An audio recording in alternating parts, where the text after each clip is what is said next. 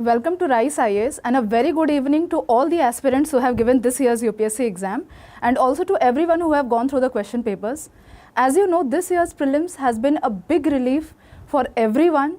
Given the past year prelims experiences, this year's question paper was very doable, was very manageable, and the questions were from the topics that are more or less conventional. And this applies to almost every subject, be it geography, be it history, be it economics, or any other. Today I am here to discuss history papers, and there will be other faculties who will take over.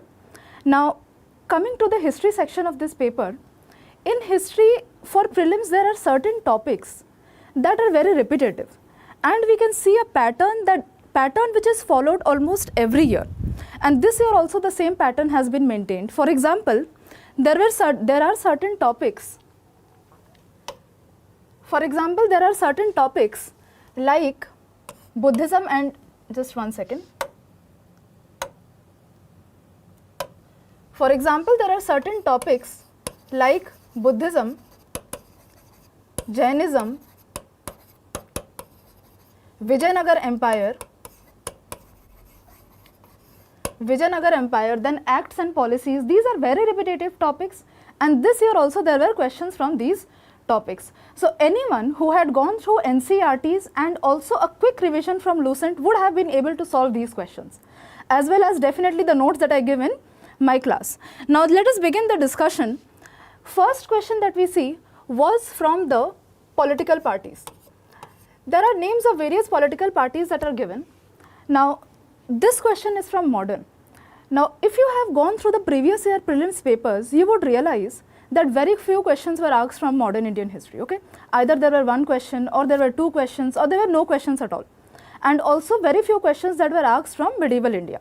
So this year there has been one question from medieval India and at least 3 questions from modern Indian history.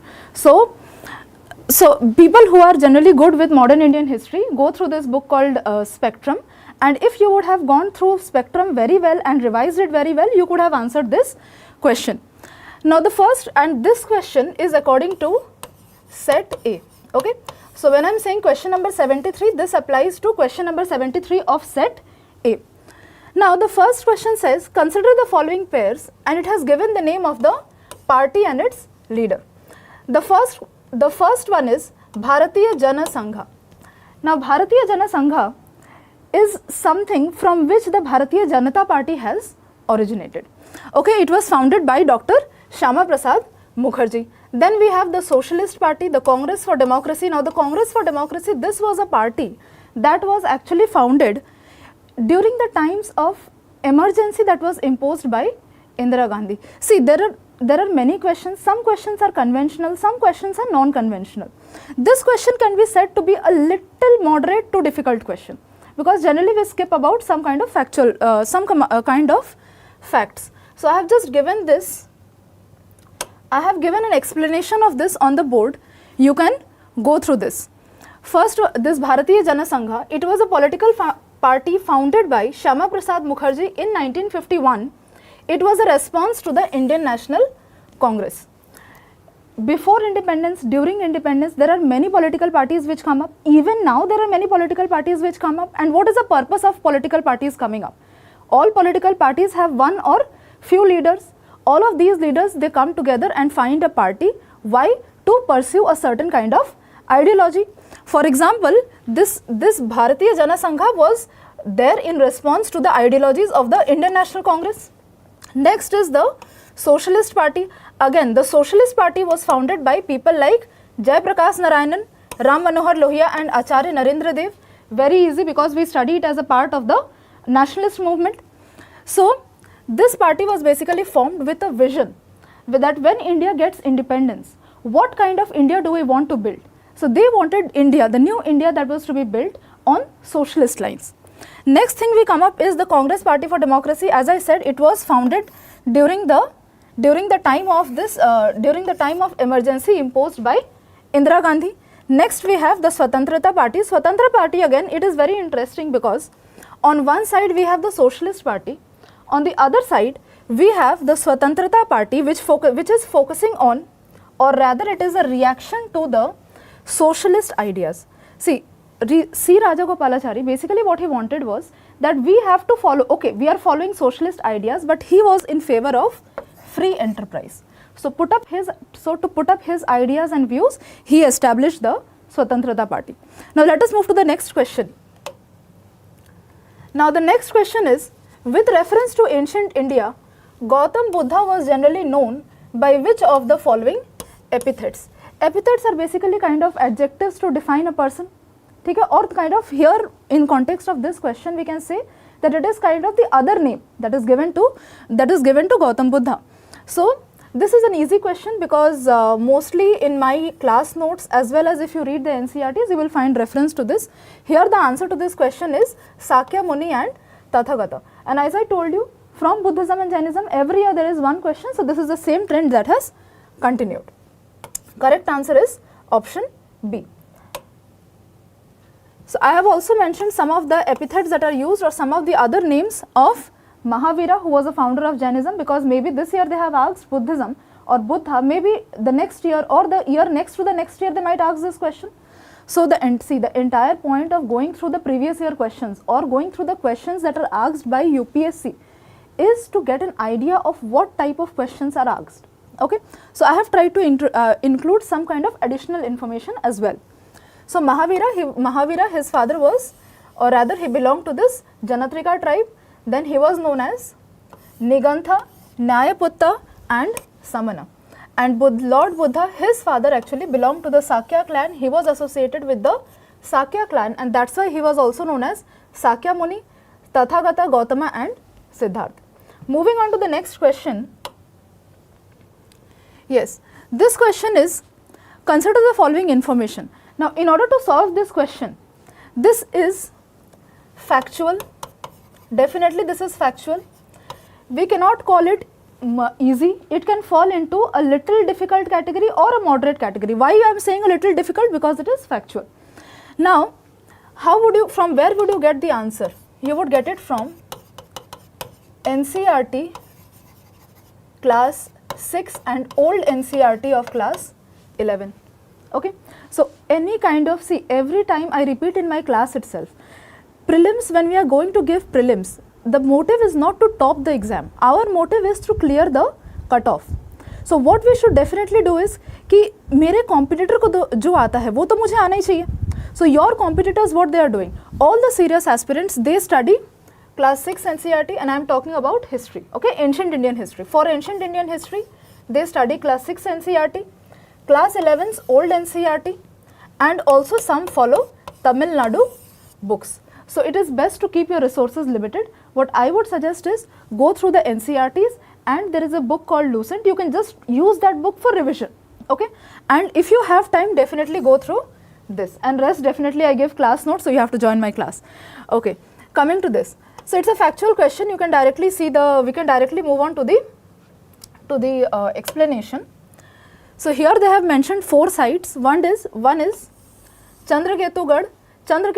In the options they had mentioned Odisha. So Chandraketu Gad is actually associated with West Bengal. It is located in West Bengal, and they had mentioned that it was a port town. See, this is mostly known for its terracotta. Definitely it was also associated with port town, but mainly it is known for its terracotta findings. Next we have Imangaon. This is very easy because anyone who knows about these sites, Chalcolithic sites, you should definitely know that it is a very important Chalcolithic site, and it is found in Maharashtra. Next we have Mangadu. Mangadu is basically in Kerala, and it is known for its megalithic sites. And then we have Salihundam. Salihundam is in Andhra Pradesh, and it is known for Buddhist settlements. Okay, in the option it was, in the question it was caves. Just a second. In the question it was rock cut cave shrines. Okay, so the answer is not rock cut cave shrines. The answer actually is Buddhist settlements. It is very beautiful actually. You can go and see either you can go and visit, or you can definitely see the images, okay, pictures. They are very beautiful. Okay, moving on to the next question. Yes, the next question, see, I told you from Vijayanagar Empire, if you consistently see, there have been questions. Every year there is a question. So this again, The answer is Krishna Dev Raya, and the question is definitely from the Vijayanagar Empire. He belonged to the Tulava dynasty. Question is, who of the following rulers of medieval India gave permission to the Portuguese to build a fort at Bhatkal? Okay, the permission was given by Krishna Dev Raya, and if you are doing this Vijayanagar Empire, the most important king of the Vijayanagar Empire is Krishna Dev Raya, one of the most important kings. And you know, it is just kind of a saying among aspirants that if you see Krishna Dev Raya in an explanation, then put a tick mark. Okay, don't go by this. I'm just telling you as a kind of popular elimination. Okay, don't, if your answer is wrong, we are following this trick, don't come and catch me. Okay, now the thing is, the explanation, it was in the year 1510 that Krishna Deva Raya of the Tulava dynasty, he signed a treaty with the Portuguese which permitted the second Portuguese governor Albuquerque to build a fort at Bhatkal. Now let me tell you an interesting fact about Albuquerque. I think all of you have heard about Alfonso mangoes. All of you have heard about Alfonso mangoes. So Alfonso mangoes, it has a very interesting story. It is said that the Portuguese, when they came to India, they were very amazed by this unique fruit that they found here, and they wanted to take it back to their country. Now how will they take it back to their country? Because it's a perishable item. It used to perish on the way. So they decided to create a variety. That variety would be sweet, as well as the more time passes, it would get harder and it would not get spoiled. So this is how Alfonso was created. Now once the mango is created, you have to give it a name. So you know, whenever you have superiors, you try to impress them. So they decided that we will try to name it like Alfonso, because the full name of Albuquerque was Alfonso the Albuquerque. Okay, this is an additional information. Now this year again there was a question on cashew nuts, and I think cashew nuts, papaya and all that. This information is given in class 12 NCERT. Okay, so these are kind of extra informations, you don't know when the question is going to come. So again, this is just for some additional interesting facts. Okay, so I have just mentioned some additional names, that the other Portuguese travelers who basically came during his reign were Domingos Pios and Barbarossa. Moving on to the next question. Yes, this is a very easy question. With reference to the revenue collection by Cornwallis, consider the following statements. The first statement is, under the Roythwari settlement of revenue collection, the peasants were exempted from revenue payment in case of bad harvest. See, whenever you find a question, ऐसा बोलते हैं, ठीक है? Let me just say something in Hindi. ऐसा बोलते हैं कि जो सबसे सीरियस स्टूडेंट होता है ना एग्जाम में, उसको भी श्योर शॉर्ट बस 30 to 40 क्वेश्चंस पता होता है. By sure short I mean कि out of A, B, C, D, when he sees the options, he knows exactly this is the answer. Okay, the rest of the questions, maybe he will know 2 options, maybe he will know 1 option. Okay, so this is something, some of the easy questions, that at least the easy questions that are there in the paper, you should definitely know. Okay, not all questions are meant to be attempted, because definitely there are some questions that are purposely put in the paper so that you get negative marking. अब जैसे कुछ extremely weird question आ गया, ठीक है, extremely factual, extremely weird kind of questions, so you are expected to leave those questions, and this is an easy question, definitely you should not have left this question. Now yes, now the why I said this thing, that if you don't know, for example, if you know 1 point or if you know 2 points and you are stuck that whether other 2 points are right or not, in that case you have to use your mind and your additional knowledge that you have acquired from your previous readings. So this is one such question, that if you did not know this point number 1, what you could have done is the Britishers, they were mostly focused on getting money. They were not here to do social service. So why will they exempt someone from revenue payment in case of bad harvest or natural calamity? There were so many protests in India that have happened, so many famines that have happened during the British Empire, mostly because of the bad attitude of the Britishers and the least concern that they had. So this option is wrong. Next is, under the permanent settlement in Bengal, if the zamindar failed to pay his revenues to the state on or before the fixed date, he would be removed from his zamindari. So this is true, because there was something called the sunset law, and it was that if you cannot pay before sunset of that particular date which was pre-decided, then you would be removed and that land would be auctioned. Okay, so this is about this question. Let us see the explanation. Okay, in the explanation what I have mentioned is about the three systems of land revenue: Royatwari system, Mahalwari system and the Zamindari system. Now, when the Britishers they came to India, they were confused that what should be the process through which we will collect the revenue. Should it be the traditional system that is followed, or should we remove the middlemen from between, or should we collect the taxes directly from the people? So they decided, let us experiment. So first thing that they introduced was the Zamindari system.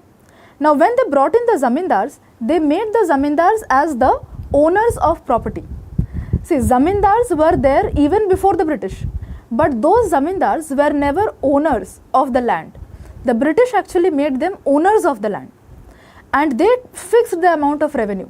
For 10 years you take this land, it is your land, you can do whatever you want, and you have to give me at the end of the year or at the end of the kind of date that was decided, you will have to give me this much amount of revenue.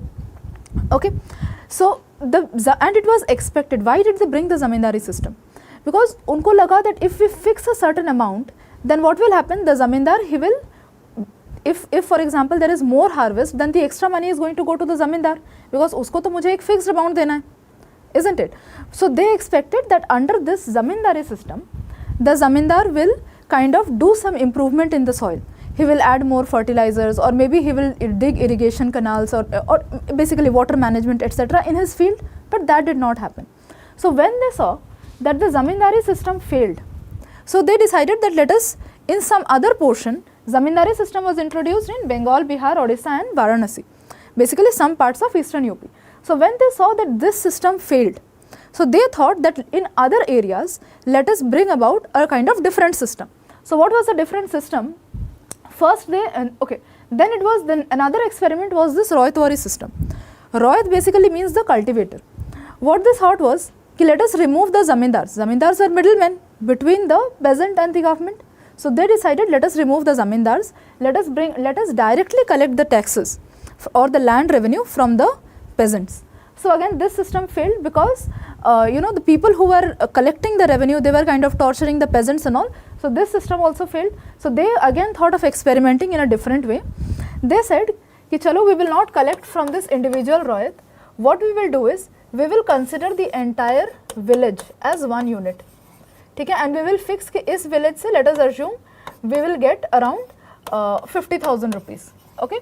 They will fix one person as the head from which they are going to collect 50,000 rupees, and it was expected that this particular person who was the head of the village, he will divide the rent among the people based on their capabilities. Okay?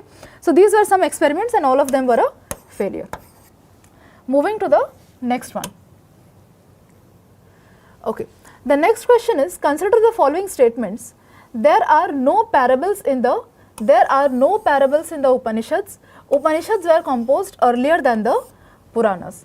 Now, the question on Upanishads, UPSC is definitely asking questions on Buddhism, okay? But if you analyze the recent trend, it is also asking questions from Vedas. It is also asking questions from Indian philosophy, okay? In between, it had stopped asking questions from this field, but now again it is reviving questions on Indian philosophy. So here this question is based on that. See, every Veda, we know there are 4 Vedas. Now every Veda is divided into, all of the Vedas are divided into 4 parts. Just like एक book का 4 part होता है. Every Veda is divided into 4 parts: Samhita, Brahmana, Aranyaka and Upanishad. So what are Samhitas? Samhitas basically are mantras and hymns. Rig Veda mostly contains mantras and hymns, especially hymns. So Samhitas contain mantras. Brahmanas contain the rituals, that what is the ritual that should be followed in order to utter those mantras. Then we have Aranyakas. Aranyakas are simplified forms of those rituals, as well as Aranyaka means forest. It also has some aspects related to magic and a kind of those aspects. And Upanishads are the most important because they consider the philosophy. मतलब होता है ना, हर चीज़ के पीछे एक philosophy, the reason or the actual thinking behind why that particular Veda was written. Okay, so Upanishads contain the philosophical aspects of the Vedas, and if Upanishads are part of the Vedas, then definitely Puranas came later. So Upanishads came first and Puranas came later. Okay, so this is there, and the first statement is also correct. Moving on to the next question. This question is, who was the provisional president of the Constituent Assembly before Dr. Rajendra Prasad took over? This is a very factual question, so there is no need for a complete explanation here. I have just written the explanation. You can pause and you can read it through. So it's nothing. Before Rajendra Prasad, basically it was he who took over, Dr. Sachidananda Sinha. Now moving on to the next question. Again, with reference to the Government of India Act 1935, consider the following questions, following statements. I can assure you, standing here, that every year there will be one question from acts, okay, based on the previous trends. Every year there is one question on acts. Sometimes it is Act of 1813, sometimes it is this Government of India Act of 1919, sometimes it is this year it is 1935, and so on. So two marks are definitely confirmed if you read the acts.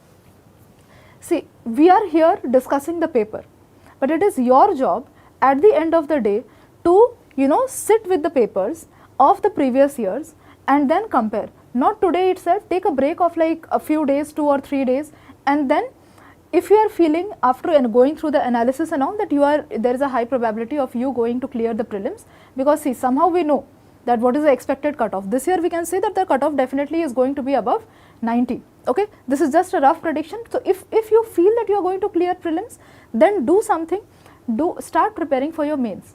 Don't wait for the prelims result to come out and then you will sit and prepare for mains. Okay, don't do that. And for all those who are going to appear for prelims the next year, please sit with previous 10 years papers and try to figure out the areas from which the questions are coming. Make a kind of note of those topics and prepare those topics in specific. This year again the trend has revived. Okay, so this is your homework that you should do. Now coming to this is again a very easy question. The Government of India Act of 1935. This act, as we know, tried to introduce diarchy at the center, and again here it divided basically the subjects. Okay, okay, so this is a bit broken. Anyways, it tried to bring about 3 lists: the federal list, the provincial list, and the concurrent list.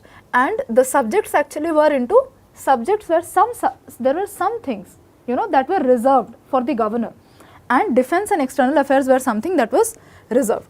Now coming to you can actually go through this. You can pause and go through this. Okay, this is very easy, so I am not discussing it again in details, because there are other faculties also who have to take over, and the question is, we have 100 questions to discuss. Okay, now which one of the following is a work attributed to playwright Bhasha? See, NCERT definitely is a source, but sometimes we have to move one step beyond NCERT, but it is definitely after we complete NCERT. Okay, so you can go through Tamil Nadu book, as I said. After completing the NCERT, you can go through Tamil Nadu book, and in the NCERT itself, if you find some books and the names of their writers, note it down in one place. Okay, this is the basic homework that you should do. And here, which one of the following is a work attributed to playwright Bhasha? It is basically this Madhyama Vyaya Hoga. Okay, this is the answer. It is a factual question. Let us see the explanation. Yes, so Kavya Lankar, this book basically deals with poetry, the qualities of a poet, and the various aspects that a poet should be aware of. Next is Natya Shastra, very famous. Natya Shastra, one thing again, there are some questions that you can also use elimination. Okay, this question could have been solved by elimination. देख के ऐसा लग रहा है ना कि factual question है, but it is expected at least ये वाला point and ये वाला point, तो you should know. This has already been asked by UPSC 2 or 3 years back, right?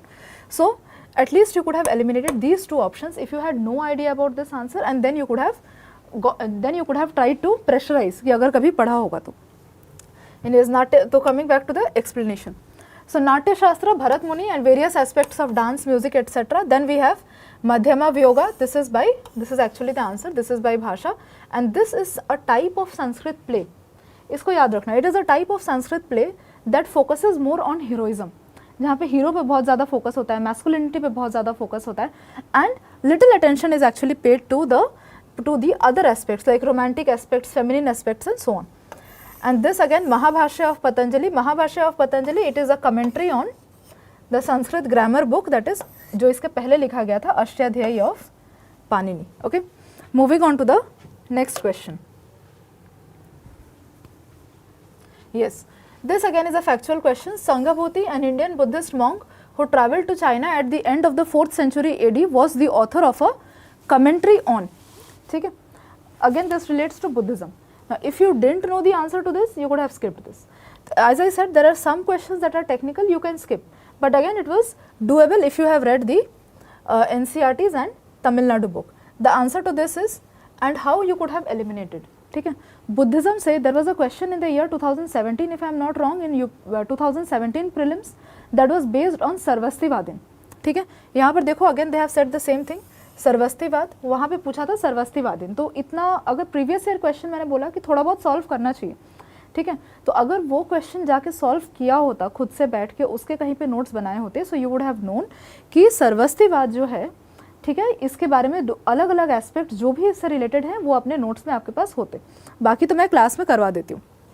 So the answer to this is Sarvastivada. तो eliminate करके भी ऐसे किया जा सकता था, just in a worst case scenario. Okay, try first you should try to definitely know the answer, okay, and then if you are feeling at the end कि no I have मैंने बहुत कम attempt किया है, then you have no other choice but to go for these kind of tips and tricks. And previous year questions, as I say again, there is no replacement of previous year questions. Moving to the next question.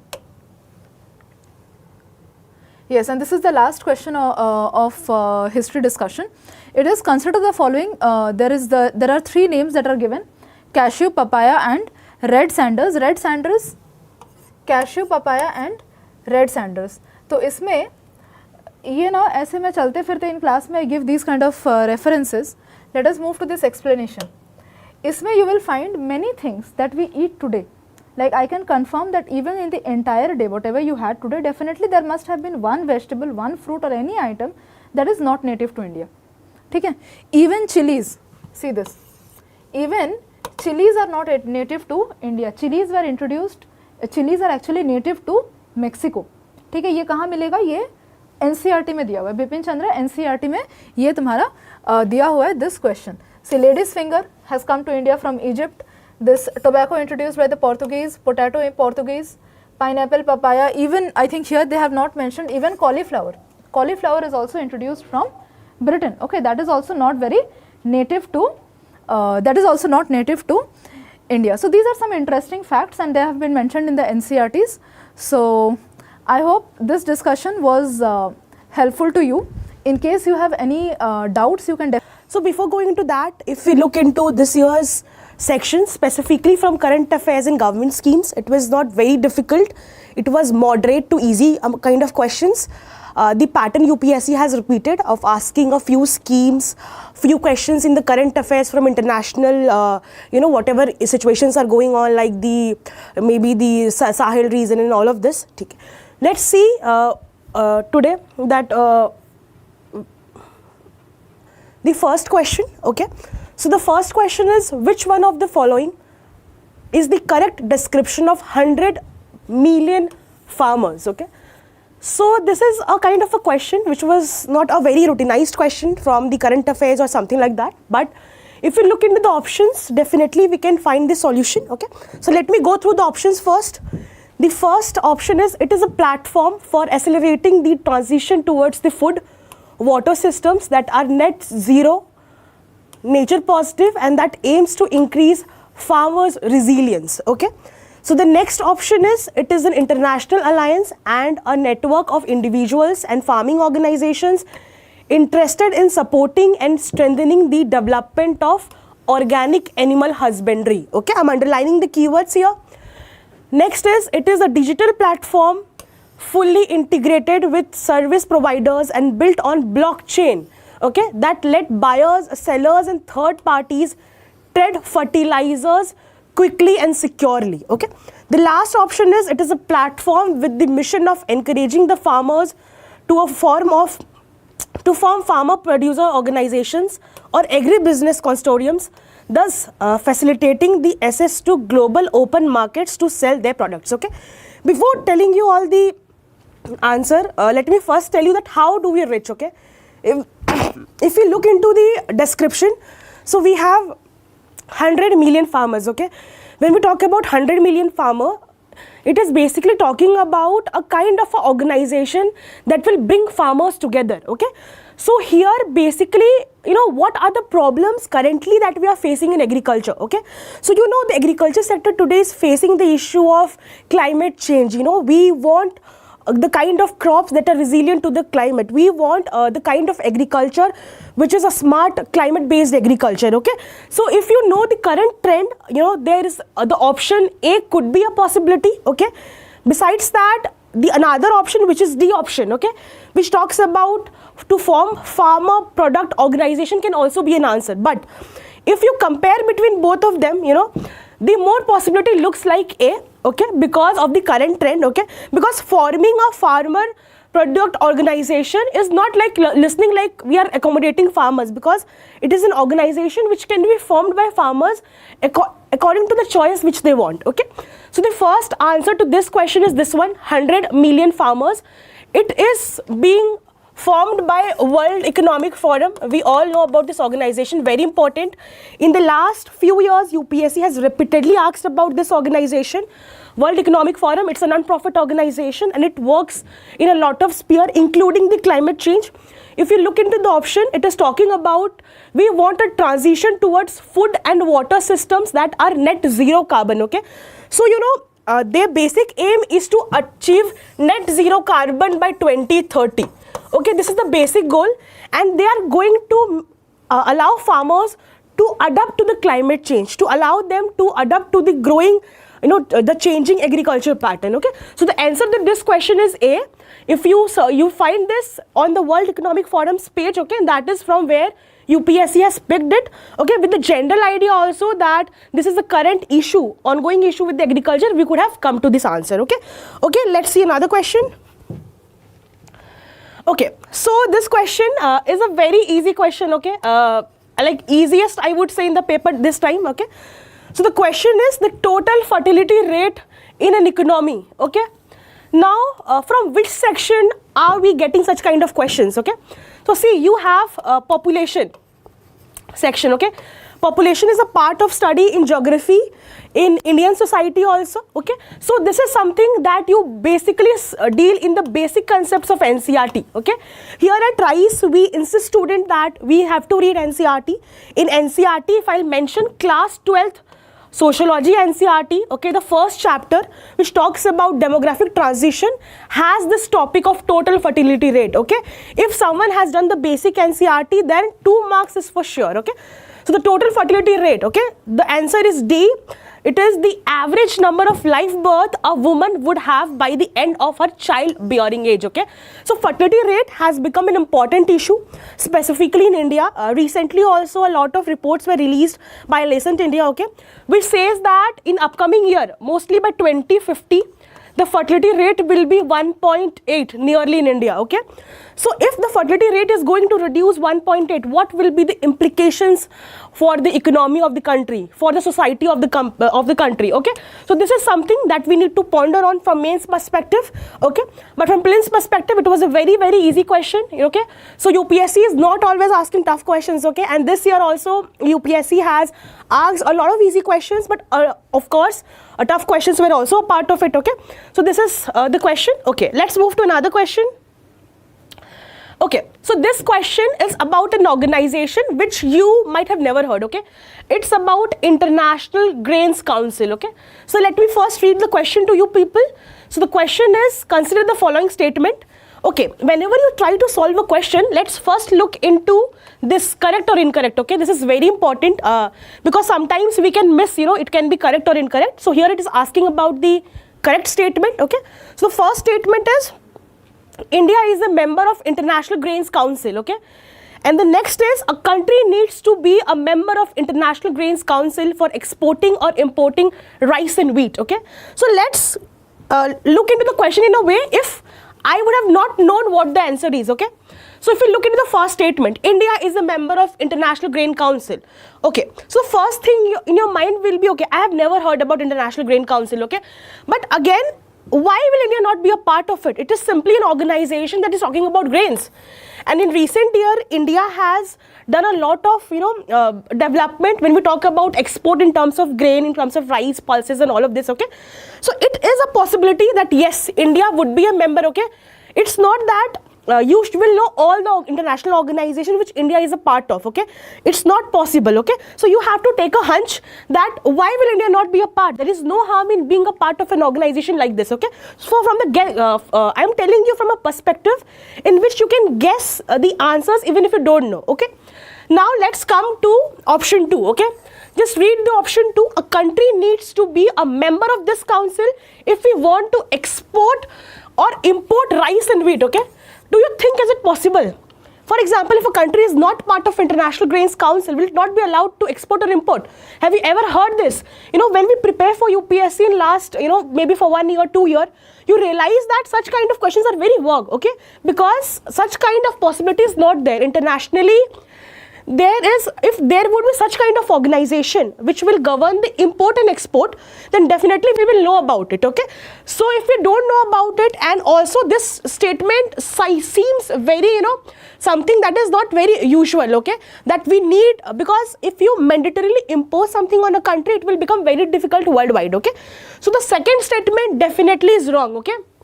That is, a country needs to be a member of International Grains Council is definitely wrong, okay. Now, if you see the options, if we know that option 2 is wrong, okay, let's cut B, okay, let's cut both, okay. Now we are left with 2, one only and neither, okay. So here you have to take a guess. In UPSC exam also we do that. Even if we don't know the answer, at questions in which we are able to eliminate 2 options, we definitely, take a risk, okay. So here the best risk would be to go for this, yes, India is a member, okay. So the answer here is 1, okay. So now let me tell you about International Grains Council. So India is a member of this council, okay. International Grains Council, it works with respect to the grain, grain export, import, development, okay, with respect to rice, pulses and all of this. And recently in 2023, there was a meet of International Grains Council, and that is why it was in news and current affairs, okay.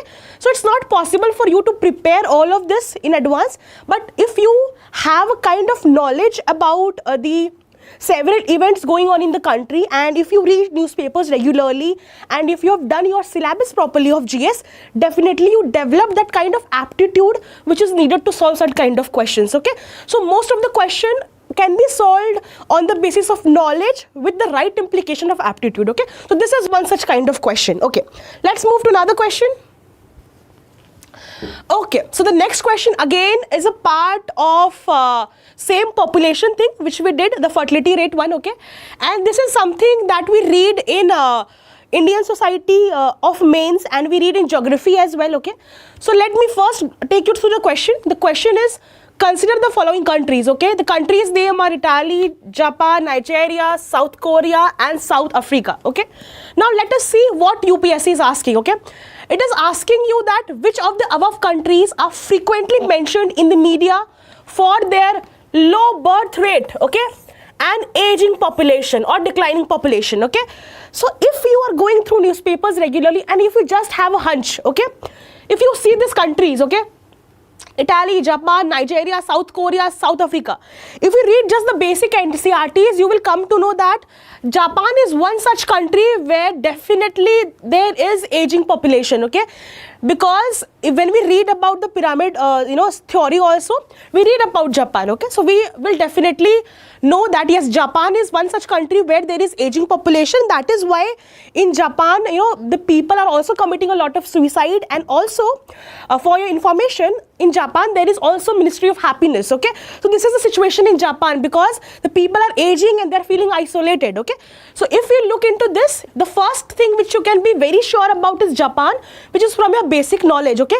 And also recently India has become the highest populous country, so from there also we know about this, okay? So if you see, let's take into option 2. If we know option 2, okay, you can easily eliminate 2 options, okay? We can cut across B and we can cut across D. Now we are left with 2 options, and as I said you, when we have 2 options, you have to take the risk, okay? So now we have option A and option C. Now let's see. See, you cannot always see the question and come to the answer. Sometimes you have to see the options also, okay? So if you see, you have 1, 2, 4 and 2, 4. So be sure 2 and 4 is correct, okay? So in 4 you have South Korea, okay? Now the only confusion is left with Italy, okay? So yes, you have to take a risk, and yes, the answer is A, which is 1, 2 and 4. Italy, Japan and South Korea. Okay, Nigeria cannot be, okay, it has increasing population, okay, and South Africa definitely, you know, this both are not going to ever have for recent years aging population, okay. So the answer is 1, 2 and 4, okay, and if you go through the tally also, you will realize that, you know, Italy has the highest amount of the aging population. After that you have Japan, and then you have South Korea, okay. The fertility rate is also very less in case of all these 3 countries. By checking the data I have come to know this, ठीक है. तो ये बहुत basic question है, और ऐसे questions को हम एग्जाम में बिल्कुल मिस नहीं करते हैं. ये ऐसे क्वेश्चंस होते हैं जो आपको एग्जाम में ब्राउनी पॉइंट्स दिलाते हैं, ठीक है. अगर आपको ऐसा लग रहा है कि this questions you are not able to guess right, you need to definitely work on the basic understanding, okay. If you do NCERTs properly and if you're reading newspapers on a regular basis, okay, तो definitely ये questions easily solvable है, okay. Okay, and also in the class while taking Indian society हम continuously ये discuss करते हैं कि किस तरीके से इंडिया का पॉपुलेशन ट्रेंड है, क्योंकि इंडिया इस साल हाईएस्ट पॉपुलस कंट्री बन चुका है, ठीक है. और जब हाईएस्ट पॉपुलस कंट्री कोई कंट्री बन जाता है, तो उसके लिए जानना बहुत ज़रूरी है कि दूसरे देशों में क्या चल रहा है, what is going on in the other countries. So we definitely have to look into Japan, we look into China, okay. So this is the trend, okay. Okay, so I think that is clear. Let's move into next question. Okay, so next question is current affairs as well as polity related, okay. So it was about Delimitation Commission, okay. Just take a minute and think, where did you find this Delimitation Commission in news, okay. So see, one thing is there, obviously this is an election year, okay, so we definitely have Delimitation Commission always in news. But besides that, recently the government of India introduced a bill, okay, which was Nari Shakti Vandan Adhiniyam bill, which is for the reservation of women in the parliament and the state legislative assemblies, okay, the 33% reservation bill.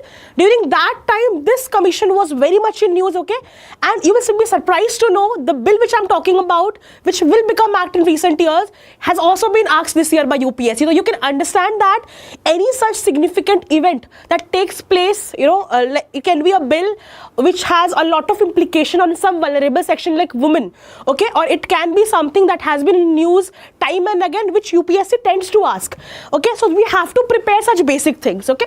So this question is, how many times Delimitation Commission has been constituted by the government of India till December 2023, okay. So the answer is direct to this question, it is 4, okay. If you see the website, it has been 4 times Delimitation Commission has been formed. The next time it will be formed in 2026, okay, and after that only in the next election we can implement the bill, which I will talk to you about later in this slide, okay. So in the last time it was formed in 2002, okay. I hope it is clear. It is also a polity based question. You find it in Lakshmikant also.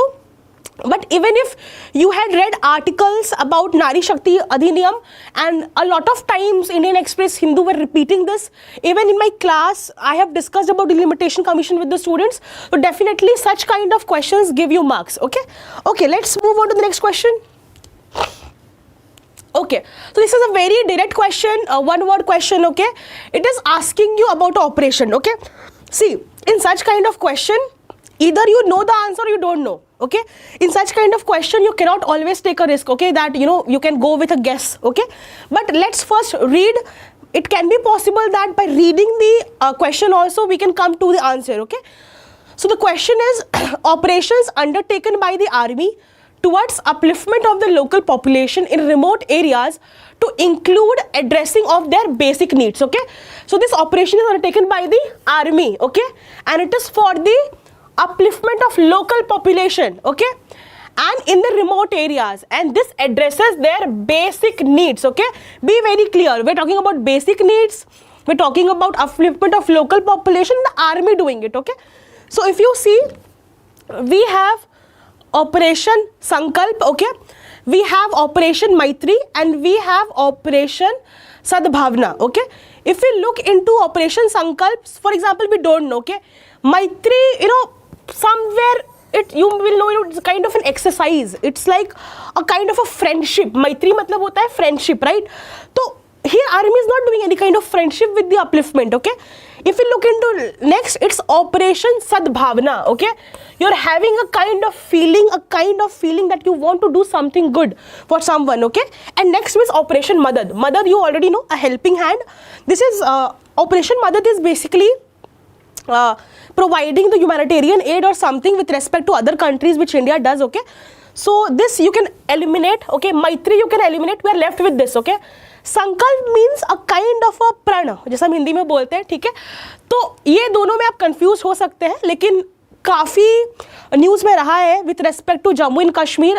The army had launched this programme. Okay, and the answer is operation Sadbhavana. Okay, if you look into this, we have operation Sadbhavana. Okay, this operation is one which the army under which the army tries to connect with the local population to address their basic needs. Okay, so it was in news with respect to Jammu and Kashmir. Okay, so you can come to the answer also, but in such kind of questions, you know, play very safe. Okay, okay, let's move to the other question.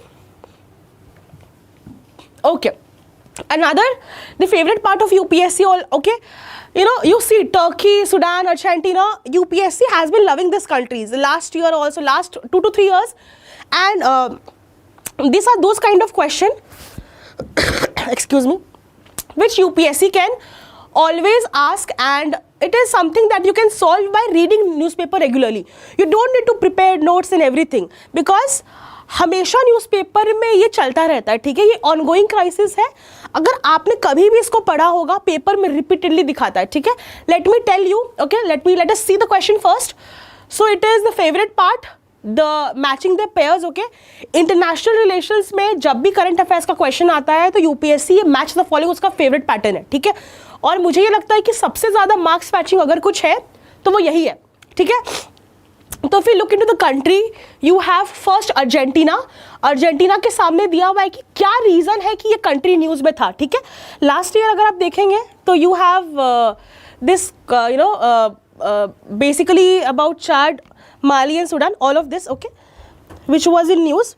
Okay, so this year also we have Argentina, Sudan and Turkey. If we talk about Argentina, the option is given worst economic crisis. Okay, if we about Sudan, this is given war between the country's regular army and paramilitary forces. Okay, the third is the Turkey, it rescinded its membership of NATO. Okay, देखो पहली चीज़ तो ये है कि आप अगर देखेंगे, आपको करेक्टली मैच पूछा है, राइट, कि कितने पेयर्स हैं जो इसमें से करेक्टली मैच है. ठीक है, तो पहली चीज़ तो ये है कि ये organisation north Atlantic treaty organisation हमेशा न्यूज़ में रहा है 2 साल से. ठीक है, जब से रशिया यूक्रेन वॉर चल रहा है ये तब से न्यूज़ में है. तो बेसिकली हमको ये तो पता है कि भैया कोई ऐसा कंट्री नहीं है कि जिसने इसका मेंबरशिप को रिनाउंस कर दिया है. तो टर्की वाला ऑप्शन जो is entirely wrong. Okay, it can never be true कि टर्की ने उसका मेंबरशिप छोड़ दिया. अगर ऐसा कुछ होता तो 10-15 दिन तो न्यूज़ में आता. ठीक है, तो be very sure about what you have read. Okay, so here you see all 3 का पेयर्स हम काट देते हैं. ठीक है, now coming to the favourite Sudan. Okay, तो यूपीएससी का फेवरेट है. इसमें लास्ट ईयर अर्थक्वेक भी आया था, उसके बाद साउथ सुडान में क्राइसिस भी चल रहा है. ठीक है, और ये यूपीएससी का वैसा ही सेक्टर है. ठीक है, तो यहाँ पर you have the option is war between countries regular army and parliamentary forces. So this is correct. Everyone knows Sudan is going through this crisis since last so many years, and this is a correct option. Okay, this is right.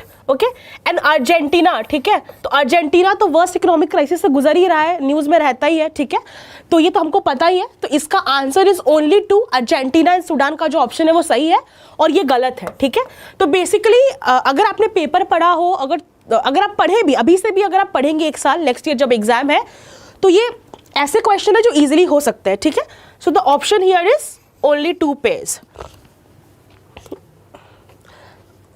Okay, let's just wait for 1 minute.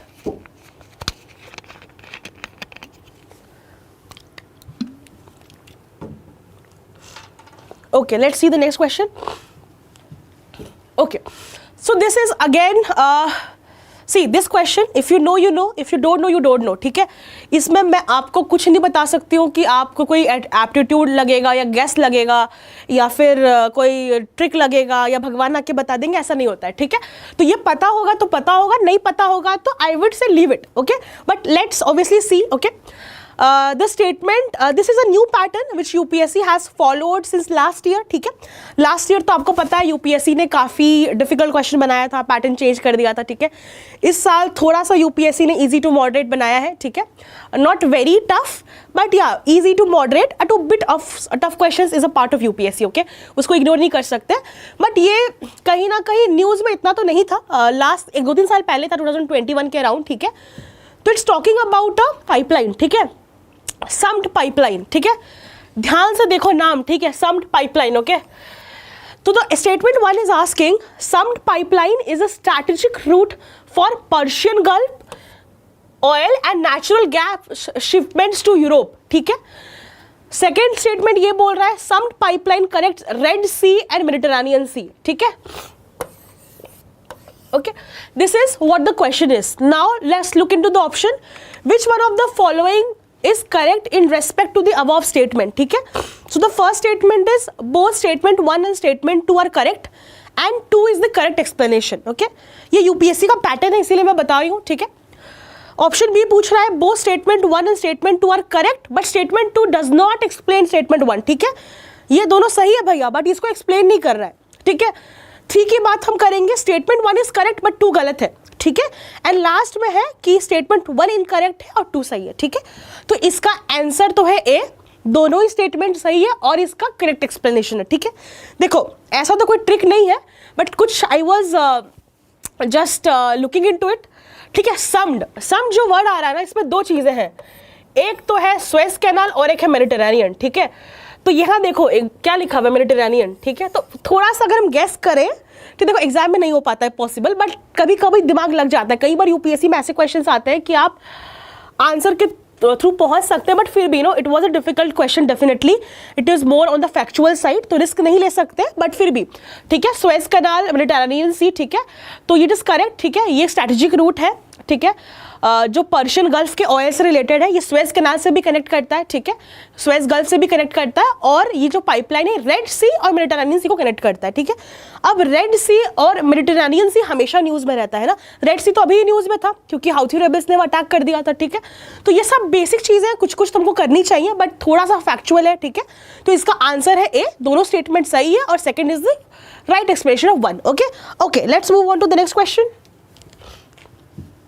Okay, ठीक है, चलो ये question देखते हैं. Okay, the question is same statement based question. Okay, statement based question में क्या होता है ना, आपको दिमाग शांत रखना पड़ता है. अगर आप थोड़ा सा भी यहाँ पर घबराएंगे तो हो सकता है कि गलत हो जाए क्योंकि यहाँ पर कई बार पढ़ने में इनकरेक्ट करेक्ट मिस्टेक हो सकता है. ठीक है, तो एग्जाम में और ये क्वेश्चंस क्या होता है ना कि ईजी भी होता है, ऐसा नहीं कि बहुत टफ होता है.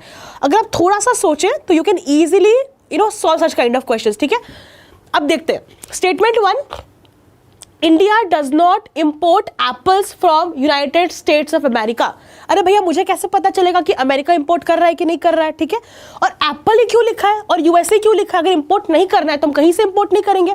ठीक है, चलिए देखते हैं. ठीक है, नहीं पता है statement 1. Okay, let's move into statement 2. Statement 2 अगर हम देखेंगे तो we have in India the law prohibits the import of genetically modified food with the approval of a competent authority. ठीक है, स्टेटमेंट 2 देखिए. बेसिकली हर एक UPSC एस्पिरेंट को ये पता होता है कि भैया जेनेटिकली मॉडिफाइड फूड हम इंडिया में नहीं लेकर आ सकते अपने मर्जी से. कल मैं जाऊं कहीं से और ले आऊं, ऐसा पॉसिबल नहीं है. ठीक है, डेफिनेटली एक अथॉरिटी होती है, उसका नाम है फसाई. ठीक है, food safety and standard authority of India. इसके अप्रूवल के बाद ही you can import any kind of genetically modified food. ठीक है, अगर ये आपको पता होता, ठीक है, तो लेट्स ट्राई टू एलिमिनेट. ठीक है, स्टेटमेंट 2 इनकरेक्ट, ये ठीक है गलत है, स्टेटमेंट 2 तो करेक्ट है. ठीक है, अब देखते हैं कि statement 2 does not explain statement 1. ठीक है, तो एक्सप्लेन तो कोई भी हिसाब से नहीं कर रहा है, ठीक है, कि इम्पोर्ट बैन है और जेनेटिकली मॉडिफाइड है. This option also you can get through.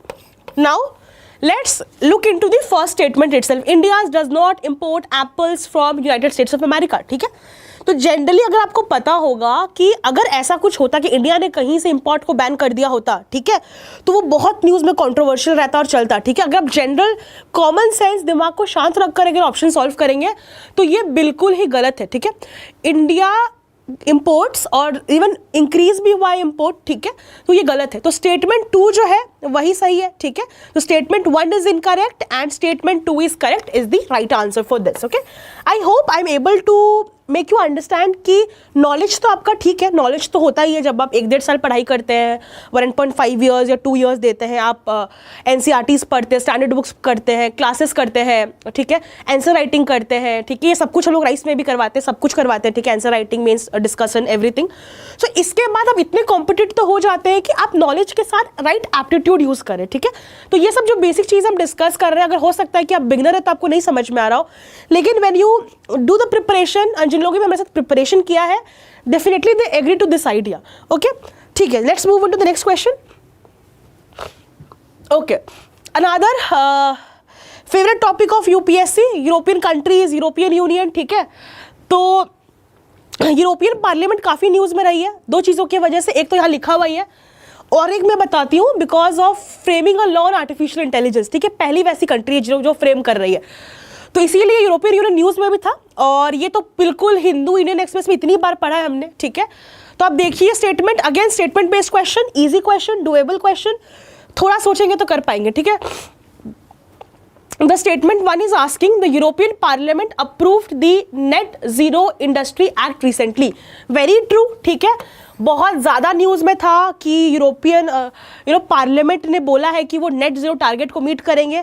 Just tell me in the comments that what is the net zero carbon target for for India. India में कब तक हमने सोचा है कि हम नेट ज़ीरो कार्बन को अचीव करेंगे. ठीक है, now let's come back. If you look about the European parliament, ठीक है, यूरोपियन पार्लियामेंट ने यस इसको अप्रूव किया है रिसेंटली. Very true statement.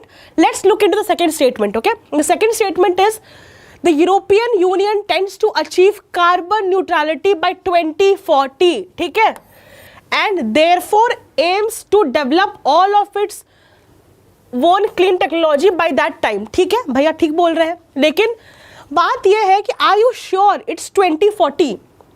ठीक है, UPSC कई बार ऐसे टारगेट बेस्ड जब भी स्टेटमेंट्स देता है कि 2040, 2070, 2050, तो गलत ही होता है और ये भी गलत ही है according to the trend. Okay, so the answer is statement 1 is correct. Okay, and statement 2 is incorrect.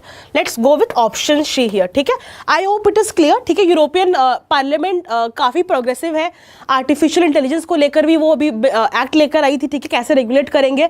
आपको पता है इंटरनेशनली अभी our prime minister is also gone to G7 where he was talking about artificial intelligence. ठीक है, तो काफ़ी important है और हर साल ही न्यूज़ में आता है. UPSC का फेवरेट टॉपिक है, तो कभी भी ऐसा नहीं है कि इंटरनेशनली कुछ चल रहा है तो वो इंपॉर्टेंट नहीं है. ठीक है, अगर ऐसा कुछ है जो इंटरनेशनली कहीं ना कहीं इम्पैक्ट डालता है, जैसे कि ये जीरो इंडस्ट्री एक्ट है, ठीक है, जिसमें कार्बन न्यूट्रलिटी की बात हो रही है, तो डेफिनेटली वो एग्जाम पर्सपेक्टिव से इंपॉर्टेंट होता है. ठीक है, चलो let's look into the next question.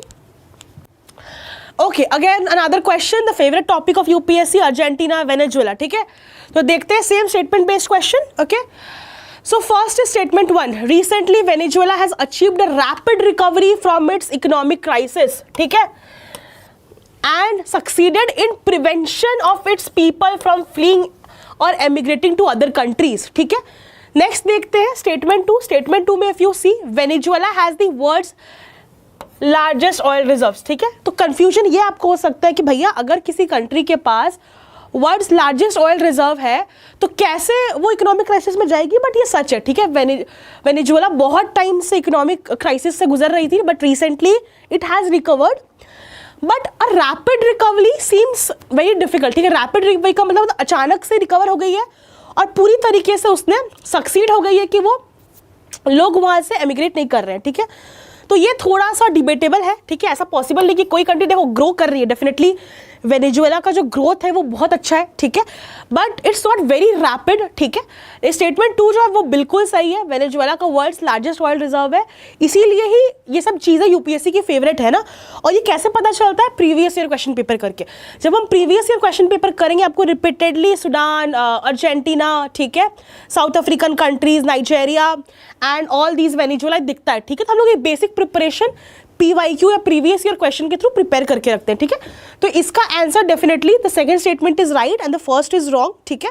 So we are going with, okay, second is right, okay, and this is wrong, okay, we are going with option D, ठीक है। Okay, now the thing is that students keeps asking us, ठीक है, okay, that with reference to Pradhan Mantri Surakshit मातृत्व अभियान, ठीक है। तो देखिए ये जो क्वेश्चन है ना, एक यूपीएससी हर साल 2 क्वेश्चन स्कीम से पूछती है, ठीक है। लास्ट ईयर उन्होंने पूछा था फ्रॉम अनेमिया मुक्त भारत, जो भी वुमेन से रिलेटेड है, और आपको पता है कि in India nearly 57% of women, ठीक है, as per national family health survey 5 are anaemic, ठीक है, और बढ़ते ही जा रहा है ये, ठीक है। तो कहीं ना कहीं वो बहुत इंपॉर्टेंट इशू था उस वक्त, तो यूपीएससी ने अनीमिया मुक्त भारत पे क्वेश्चन पूछा था। इस साल देखिए प्रधानमंत्री सुरक्षित मातृत्व अभियान, ठीक है। तो हमेशा स्टूडेंट्स को हम बोलते हैं कि कहीं ना कहीं we always have questions from vulnerable section अगर हम देखें तो आप देख सकते हैं वुमेन से क्वेश्चन आएगा, शेड्यूल कास्ट से आएगा, शेड्यूल ट्राइब से आएगा, फिजिकली डिसेबल्ड से आएगा, उनके स्कीम्स पूछता है UPSC, because as an officer tomorrow आपको इनके साथ ही डील करना है, ठीक है, इनके स्कीम्स को इंप्लीमेंट करना है, ठीक है। तो ये क्वेश्चन बहुत ईजी भी है, जब भी हम मेंस की तैयारी करते हैं, देखो प्रीलिम्स और मेंस का अलग तैयारी नहीं होता है, साथ में होता है, ठीक है।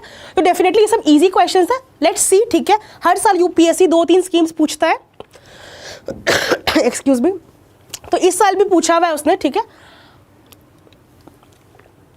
Okay, the first option is this scheme guarantees a minimum package of antenatal care services to women, okay, I am marking the keywords, ठीक है, antenatal care, okay, in their second and third trimester, ठीक है, and 6 months post delivery, ठीक है, देखो 6 months post delivery in any government health facility, ठीक है, ये पहला स्टेटमेंट है, okay. Second statement is under this scheme private sector health care providers of certain specialities can volunteer, okay, to provide services at nearby government health facilities, ठीक है। अब देखिए for example, देखो नाम से समझ में आ रहा है प्रधानमंत्री सुरक्षित मातृत्व अभियान, ठीक है, किड्स फॉर द मदर्स, है ना, and to secure something to the mothers, ठीक है। अब ये बोल रहा है, let's look into the first statement. First statement ये बोल रहा है एंटीनेटल केयर है, ठीक है। तो पहले तो एंटीनेटल केयर और पोस्टनेटल पता होना चाहिए, ठीक है। एंटीनेटल का मतलब होता है before the birth of the child, ठीक है। तो ये बोल रहा है कि ये स्कीम एक मदर को मिनिमम पैकेज देता है before the birth of the child during the second and the third trimester. चलो आपको नहीं पता है, हमें नहीं पता है कि भैया नहीं पता है कि सेकेंड और थर्ड में है कि नहीं। उसके बाद पूछ रहा है 6 months पोस्ट डिलीवरी, ठीक है। एक तो आप यहाँ बात कर रहे हैं एंटीनेटल की और आप फिर बोल रहे हैं पोस्ट डिलीवरी भी देगा, तो थोड़ा सा कॉन्ट्राडिक्टिंग है ना, क्योंकि देखो यूपीएससी कई बार करता है स्टेटमेंट्स में वो कॉन्ट्राडिक्टिंग स्टेटमेंट डालता है, तो यहाँ वही दिख रहा है ना। पहले तो आप एंटीनेटल केयर की बात कर रहे हैं और फिर आप बोल रहे हैं पोस्ट डिलीवरी हेल्थ केयर, ठीक है, ओके। चलो ये हमको नहीं पता, let's leave it, okay. Let's look into the second one, ठीक है। Under this scheme private sector health care providers can volunteer, कर सकते हैं भैया, क्यों मना करेंगे हम। कोई प्राइवेट सेक्टर हेल्थ केयर का स्पेशलिस्ट है और वो वॉलंटियर करना चाहता है नियर बाय गवर्नमेंट हेल्थ में, तो ज्यादा दिमाग नहीं लगाना है, ठीक है, बिल्कुल सही है, ठीक है। Why to think a lot, okay. So let's take statement 2 is right, okay. अगर आप थोड़ा सा सोचें तो मैंने आपको बताया एंटीनेटल और पोस्ट डिलीवरी नहीं हो सकता है साथ में, ठीक है। तो स्टेटमेंट 1 गलत है, ठीक है। It is a scheme under ministry of health and family welfare, और ये फर्स्ट स्टेटमेंट का फर्स्ट पार्ट राइट है, ठीक है। See how clever UPSC has become, ठीक है। यहां तक सही है ये स्कीम, ठीक है, कि मिनिमम पैकेज हम लोग देते हैं in the second and third trimester, but the other part is गलत, रॉन्ग, ठीक है। तो थोड़ा सा एग्जाम में ध्यान देना है कि 2 स्टेटमेंट्स जोड़ के बना रहा है तो पक्का कुछ ना कुछ होगा इसमें, ठीक है। तो we have to look into all these, ठीक है। So the answer is B, okay, 2 only, okay. So I hope it is clear, okay. The next one again is a scheme, okay, very famous one. It is with reference to the Digital India Land Records Monetization Program, ठीक है। Let's look into the statement, ठीक है। The statement में पूछ रहा है to implement the scheme the central government provides 100% funding, ठीक है, कि सेंट्रल गवर्नमेंट की 100% फंडिंग होती है, okay. Next, under the scheme the cadastral maps are digitised, ठीक है, हो सकता है ना, क्यों नहीं होगा, डिजिटल इंडिया की बात कर रहे हैं तो क्यों मैप को डिजिटलाइज नहीं करेंगे, ठीक है। नेक्स्ट 3 देखते हैं, it's an initiative has been undertaken to transliterate the record of rights from the local language to any of the languages recognized by the Constitution of India, ठीक है। तो पहला चीज तो ये देखना है कि भैया कॉन्स्टिट्यूशन ऑफ इंडिया में we have 8 schedule, right, 22 languages, तो वो बोल रहा है कि सिर्फ लोकल लैंग्वेज में नहीं होगा, बल्कि कॉन्स्टिट्यूशन में जो 22 लैंग्वेज है उसमें भी लैंड रिकॉर्ड्स अवेलेबल कराई जाएंगी, तो सही है ना, वो होगा तभी ना कुछ फायदा होगा, वरना स्कीम हम क्यों लेकर आ रहे हैं अगर हम लोग को इम्प्लीमेंट ही नहीं करना, अगर हम कुछ उसमें एडिशन ही नहीं कर रहे हैं जो लोगों को हेल्प करेगा, ठीक है। तो जनरली ये जो है ये सही है, स्टेटमेंट 3 इज करेक्ट, ठीक है, तो we can eliminate, okay. Now let's look into 2 भी मैंने बोला कि मैप को डिजिटाइज करेंगे ही, ठीक है, तो statement 2 is also correct, okay. Now we are left with this. Now see UPSC का ट्रेंड क्या है कि जहां पर नंबर दिखता है गलत होता है, ठीक है, but here UPSC obviously is unpredictable, ठीक है। तो ये स्टेटमेंट जो ये सही है, सेंट्रल गवर्नमेंट 100% फंडिंग देता है, लेकिन most of the time exam में लगता है ये गलत है, क्योंकि ऐसे स्कीम्स, क्योंकि लैंड थोड़ा सा स्टेट के सब्जेक्ट में आता है, तो हमको लगता है कि स्टेट भी इसमें कंट्रीब्यूट करेगा, but all these 3 statements are correct, ठीक है। तो थोड़ा सा कंफ्यूजिंग था और कहीं ना कहीं जो थोड़ा सा हम ट्रिक वगैरह यूज करते हैं वो नहीं काम करता है, तो कभी कभार कुछ चीज़ हमको पढ़ना पड़ता है, we have to have entire knowledge, ठीक है। तो all these 3 are correct, okay. 100% funding होता है, मैप्स को हम डिजिटाइज करते हैं, और कॉन्स्टिट्यूशन ऑफ इंडिया जो 22 लैंग्वेजेस के बारे में बात करता है वो सब में हम रिकॉर्ड्स ऑफ राइट देते हैं, ठीक है, कि सब आपका जो राइट है लैंड के ऊपर उसके बारे में, ठीक है। उसके अलावा कोई भी डिस्प्यूट होता है लैंड के रिगार्डिंग, ठीक है, या फिर कोई भी लैंड को मॉडर्नाइज करने की बात होती है, सारी चीज़ें इस प्रोग्राम के अंदर आती है। बहुत फेमस प्रोग्राम है, ठीक है, इसका 3rd पार्ट लॉन्च किया गवर्नमेंट ने, ठीक है, तो just go and see once, it's a very easy, important also, लेकिन थोड़ा सा जो ऑप्शन 1 है कॉन्ट्राडिक्टिंग था, ठीक है, but we have to take a risk in exam, ठीक है, ओके।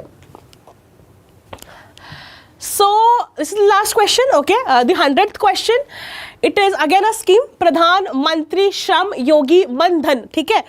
तो क्या हुआ था जब कोविड-19 आया था ना, तो उस समय जो माइग्रेशन हुआ था उसकी वजह से गवर्नमेंट ने बहुत सारे स्कीम्स लेकर आए थे, ठीक है, and this scheme after that became very important. This scheme is specifically with respect to unorganized sector, ठीक है।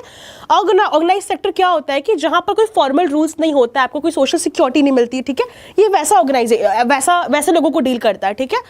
नाउ ये जो डिटेल है ना, यूपीएससी ने पहले भी पूछा हुआ, यूपीएससी ने पहले अटल पेंशन योजना पूछा था, ठीक है, उसमें भी यही डिटेल्स पूछा था। तो ऐसी जो स्कीम्स होती है which is going to cater a vulnerable section like unorganised sector, आपको पता है कि unorganised sector has a huge contribution to the Indian economy, भले ही वो अनऑर्गेनाइज्ड है बट बहुत सारे लोग वहीं एम्प्लॉयड है, ठीक है, तो पता होना चाहिए हमको, ये बहुत ही फेमस स्कीम है, ठीक है। तो देखते हैं क्या यूपीएससी ने पूछा है। It has asked about the first question, the entry age group for enrollment is in the scheme is 21 to 40 years, ठीक है। अब एग्जाम है, इतना बड़ा नहीं याद होता है, ठीक है, चलो लेट्स सी कि ये नहीं याद है, ठीक है। Let's look into option 2। Option 2 में है as specific contribution shall be made by the beneficiary, ठीक है ना, क्योंकि एज स्पेसिफिक कंट्रीब्यूशन देगा, किसी का अगर 21 साल है तो वो कम देगा, 40 है तो ज़्यादा देगा, अपने हिसाब से, अपने अर्निंग के हिसाब से देगा, अपनी एज के हिसाब से देगा, ठीक है। तो स्टेटमेंट 2 हमको नियर बाय ठीक लग रहा है, ठीक है, तो वी कैन एलिमिनेट। देखो बी वेरी एक्टिव है ना, you have to keep eliminating, ठीक है। उसके बाद है option 3, each subscriber under the scheme shall be receive a minimum pension of 3000 per month after attaining the age of 60 years, ठीक है।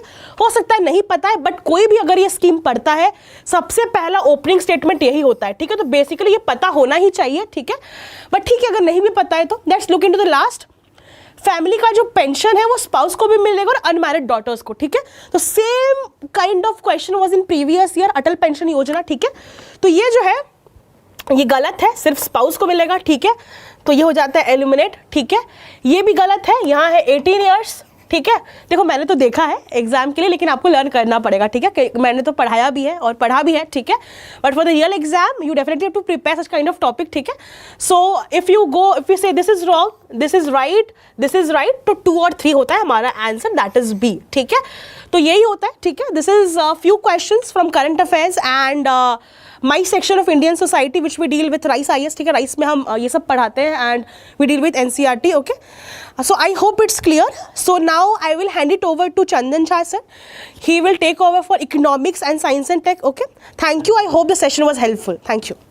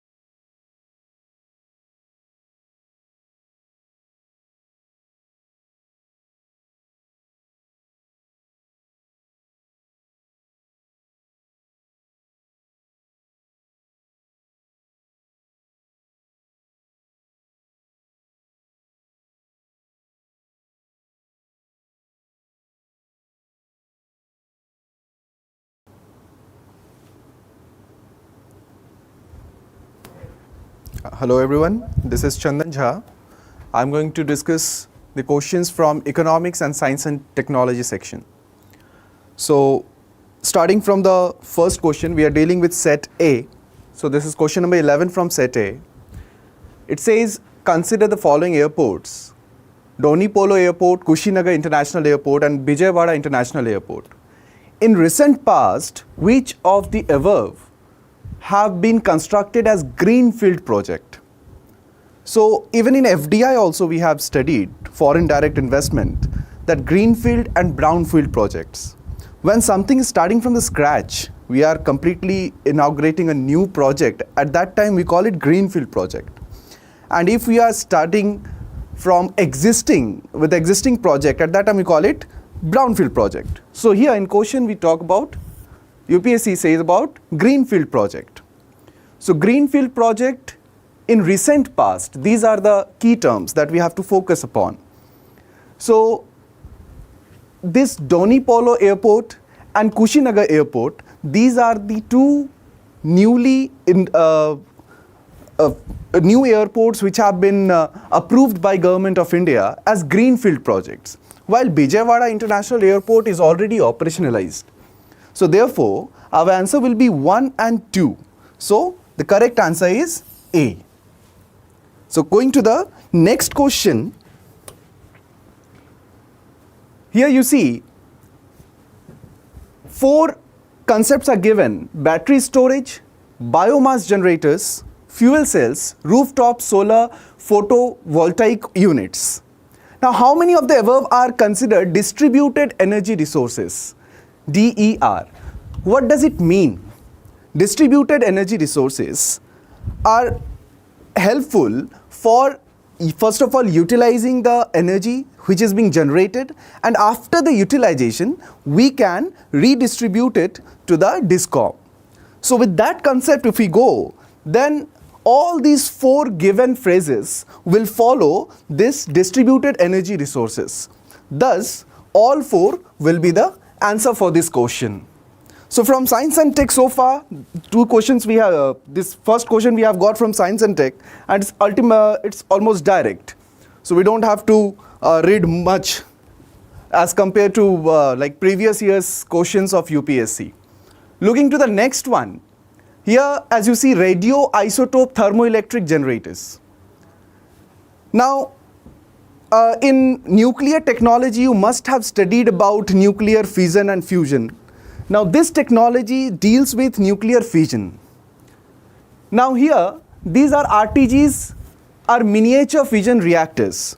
It was recently in news for the purpose of space exploration. Means we are using this technique in order to equip the aircrafts, so that aircrafts will get the energy sources even for their own missions of space explorations. And because of its lightweight and small size, it will be helpful for us and it will be helpful for fuel efficiency and for covering long distances in space exploration. Thus, statement number 1 goes with this concept of RTG. Coming to the second statement, RTGs are used for powering the onboard systems of spacecraft. So as we have already discussed about it. So therefore, statement number 2 is also correct. Coming to the third one, here UPSC has played. RTGs can use plutonium-238, which is a byproduct of weapons development. This statement about weapons development is quite confusing for a lot of aspirants. So I was going through various reports upon it.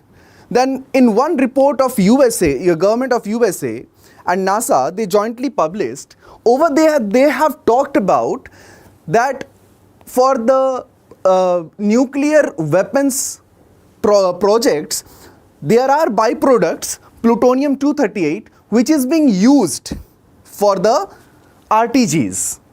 So I would say this question should be left for the UPSC answer key, because if we go with statement number 1, 2, so 1 and 2 can be the answer.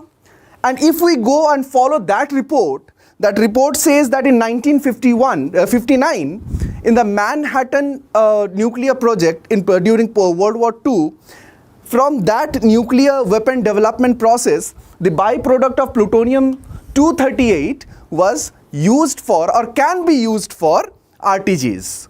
So therefore, this question can create confusion. So therefore, this statement number 3 may or may not be correct, depending upon UPSC, that whether UPSC is going to consider it correct or not. So therefore, I would say option A and option D, both can be correct, 1 and 2 and 1, 2 and 3. Coming to the next question, this is the direct question here. So if you have studied general science, you will get this answer. It's a direct one. Which one of the following is synthesized in human body that dilates blood vessels and increases blood flow? So its direct answer is nitric oxide. So going to the next one, this question is again a bit controversial, because look at the question here. In how many of the above activities can the radars be used?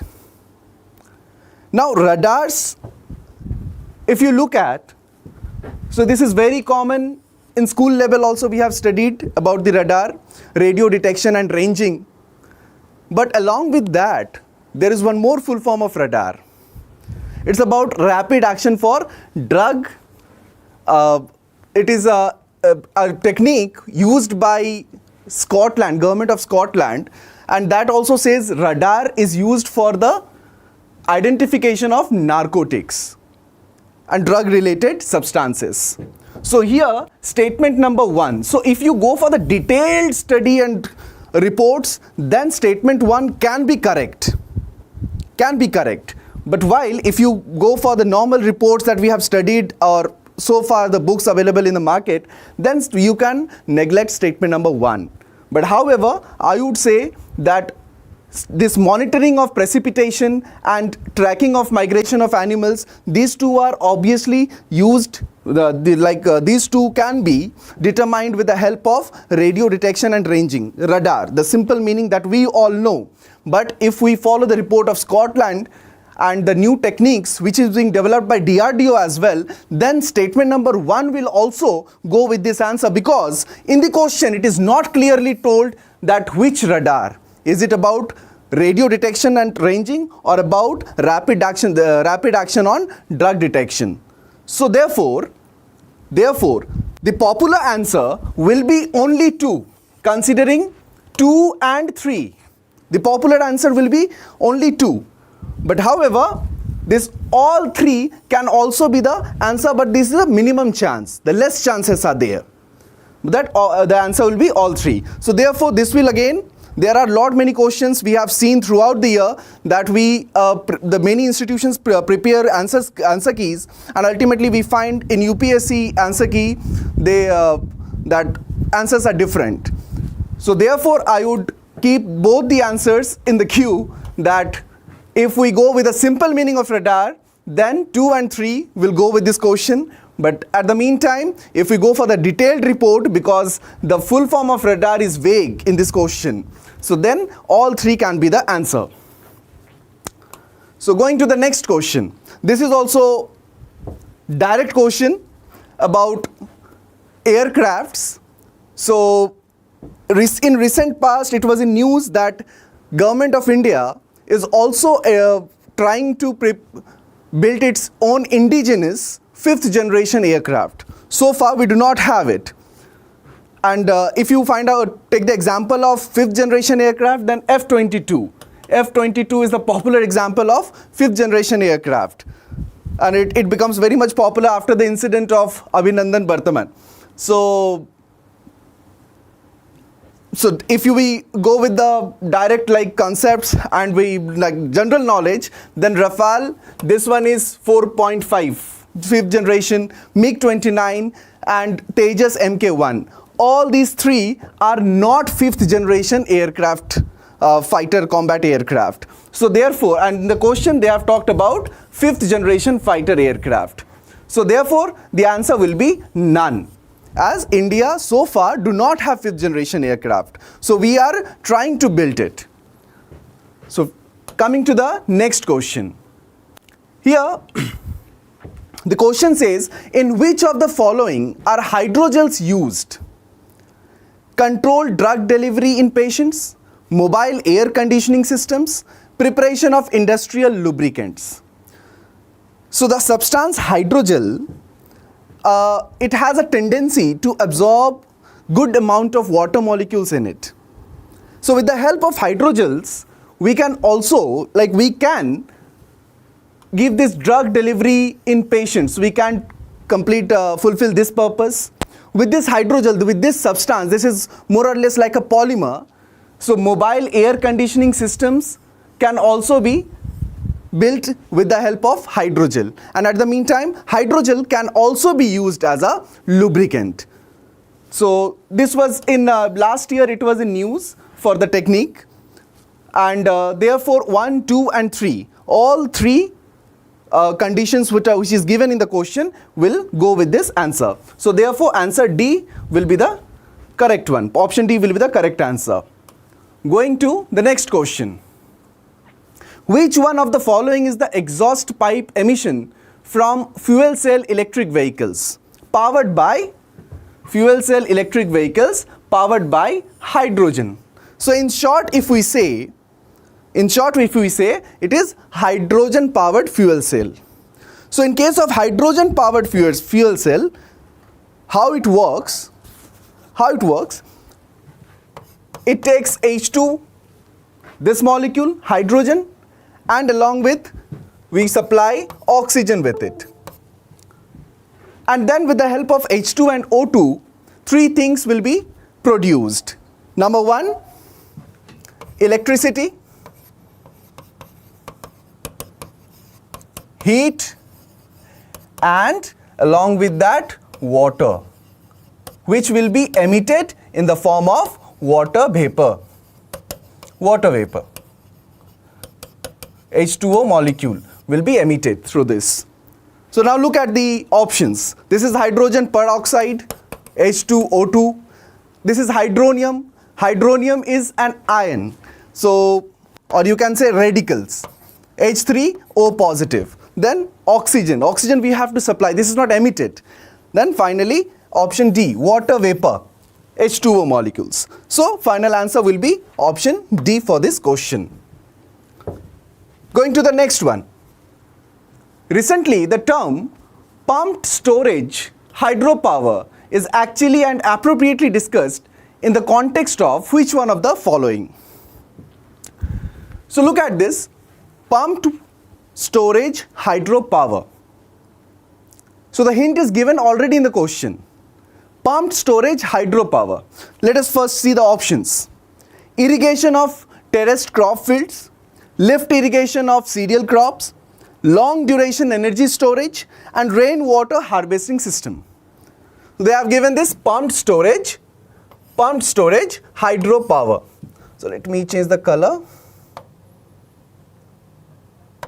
Then we can distinguish it because the text is also in black. So pumped storage hydropower, how it works? It has two reservoirs. In school level science, we have studied that how electricity is being generated. That we have a magnetic field, in between that there will be an axle that will be rotated, and then electricity will be generated. Now how to rotate the axle in between the magnetic field, that's a challenging task. And for that we have various technologies. So the most common technology is hydropower electricity. That means in the magnetic field the axle is there. This axle is rotated through the waterfall, through the potential energy of the water. I mean to say that when water falls upon it, this turbine rotates, and finally rotating the axle in between the magnetic field. These are the magnetic fields, say North Pole and South Pole. And in this way electricity will be generated. This is the simple mechanism.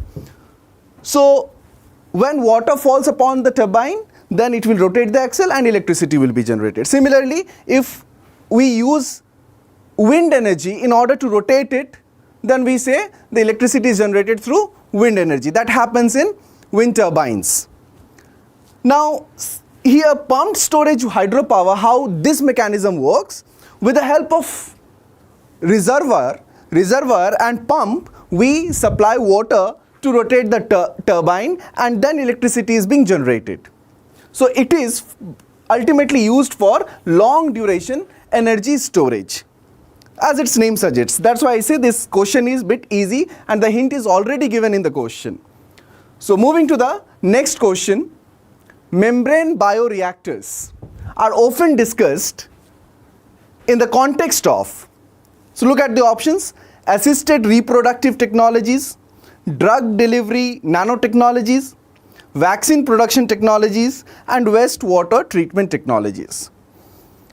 If you are familiar with newspapers and you consistently watch news, then you would have definitely answered this question.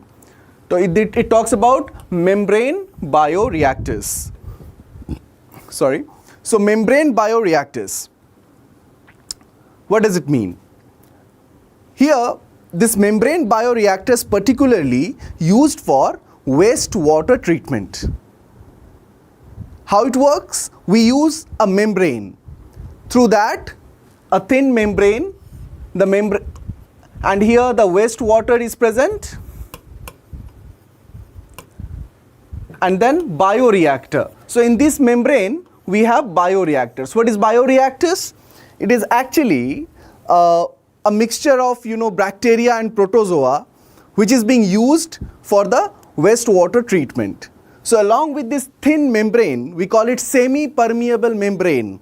Semi-permeable membrane is used. Why? Because when wastewater is there and it is forced to get filtered through this membrane, then only water molecule can pass through it. Only H2O molecules. The semi-permeable membrane, this membrane is so minute, so small holes are present in that only water molecules can flow through it, thus filtering the waste materials here in the left hand side, and in the right hand side we get the clear water. Along with that, we also use bioreactors, which is, as I already told, that bioreactors are a mixture of bacteria, certain bacteria and protozoas, which are helpful to filter out the harmful particles present in the water, and thus ultimately filtering and providing the clear water. So ultimately the final answer, you must have got it. The answer is D for the membrane bioreactors. Coming to the next question.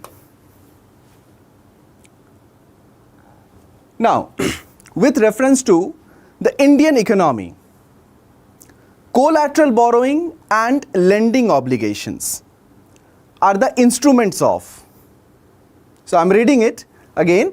So with reference to the Indian economy, collateral borrowing and lending operations are the instruments of bond market, forex market, money market and stock market. So you see this stock market, bond market, forex market. Look at this, how easy this question. These all three options giving hint towards capital market. Capital market. In economics, you must have studied that under financial market, there are two classifications, capital market and money market. Capital market and money market. These are the two parts of financial market. So, bond, forex, stock, all these are the instruments of capital market. Then what is the concept of money market? So this is the basic economics.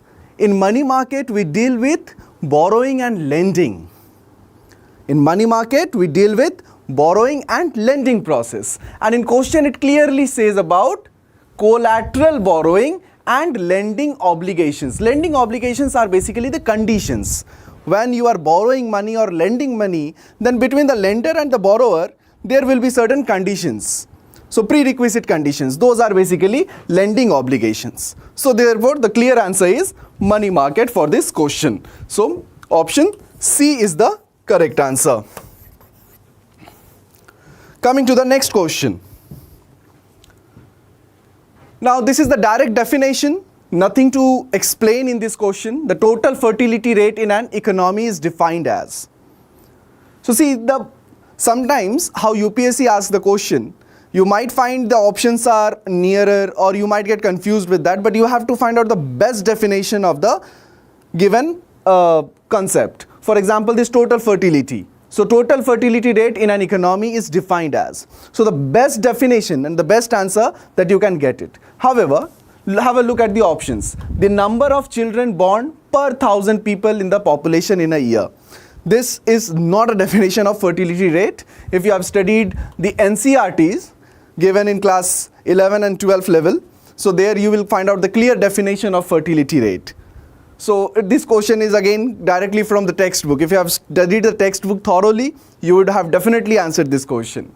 Coming to the option B, the number of children born to a couple in their lifetime in a given population. So if you use your common sense, then it is not possible for the surveyor to find out or to get the clear picture of the fertility rate of the country or of an area. Next, birth rate minus death rate. So birth rate minus death rate is nothing to do with the total fertility rate. So by reading the options itself, you are eliminating it. So ultimately we are left with the direct definition of the fertility rate, the average number of live births a woman would have by the end of her childbearing age. Or if you go to the NCERT, in place of childbearing age, they would have given used a different term, that till the age of her fertility. So answer will be D. D will be the correct answer for this question. Going to the next question. Consider the following statements.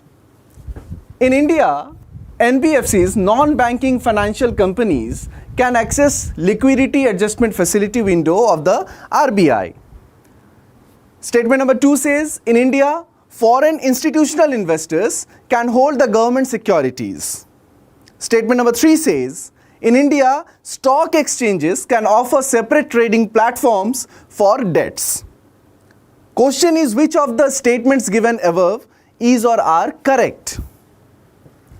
Now, if you go to the website of RBI, the eligibility for liquidity adjustment facility is given to scheduled commercial banks and primary dealers. So therefore, these NBFCs do not get that facility of LAF, which consists of repo rates, reserve repo rates. Those are liquidity adjustment facilities. Now coming to the second one, in India, FII, foreign institutional investors, can hold the government securities. This statement is correct. In India, it is allowed for foreign institutional investors to buy government securities. Coming to third number, in India, stock exchanges can offer separate trading platforms for debts. So this statement is also correct, because in stock exchanges, we do not only deal with equity, we also deal with debt instruments. So therefore, 2 and 3 will be the correct answer for this question. Coming to the next one. In India, which of the following can trade in corporate bonds and government securities? Again, a question from financial market. So in India, which of the following can trade in corporate bonds and government securities? Both are debt instruments. Remember this. Bonds are debt instruments. Government securities are also debt instruments. Now who can trade? So for purchasing and selling of debt instruments like government securities or corporate bonds, this is direct question, like nothing to explain in this. So all three entities which is given here in the question are eligible. So therefore 1, 2 and 3. Let us see the question. Select the correct answer using the code given below. So 1, 2 and 3. All three are eligible. So option D will be the correct answer for this question. Going to the next one. Consider the following: exchange traded funds, motor vehicles, currency swap. Which of the above is or are considered financial instruments? Now, exchange traded funds, what are these? These are basket of funds basically. So which are basically financial instruments, and that can be traded. Coming to the motor vehicles. Motor vehicles is not a financial instrument. What creates confusion is currency swap. Currency swap is an agreement. It's an agreement between two countries or more number of countries. It can be bilateral as well as it can be multilateral. So this is an agreement. It is not a financial instrument. If we focus to this word, financial instrument, if you go with the definition, then it says that can be used for the trading, like which can be traded, which can be transferred from one person to another, from one entity to another. But this currency swap, this is an agreement. If the currency swap agreement is signed between two countries, say India and Japan, then that cannot be used as a trade with third country. So therefore it will not fulfill the definition of financial instrument. However, if you go to the like if you follow the vague meaning of financial instrument, that yes, why not, because this deals with financial goals of the country itself, then it can be considered as financial instrument. Then in that case, let us wait for the UPSC answer key, what UPSC is interpreting this concept of financial instrument. But for time being, I would say that only one is the best answer which goes with the asked question. So one only will be the answer for this one. Going to the second one. Next one. With reference to the sectors of the Indian economy, consider the following pairs. So have a look in the first one, storage of agriculture produce. By the way, let us see the question.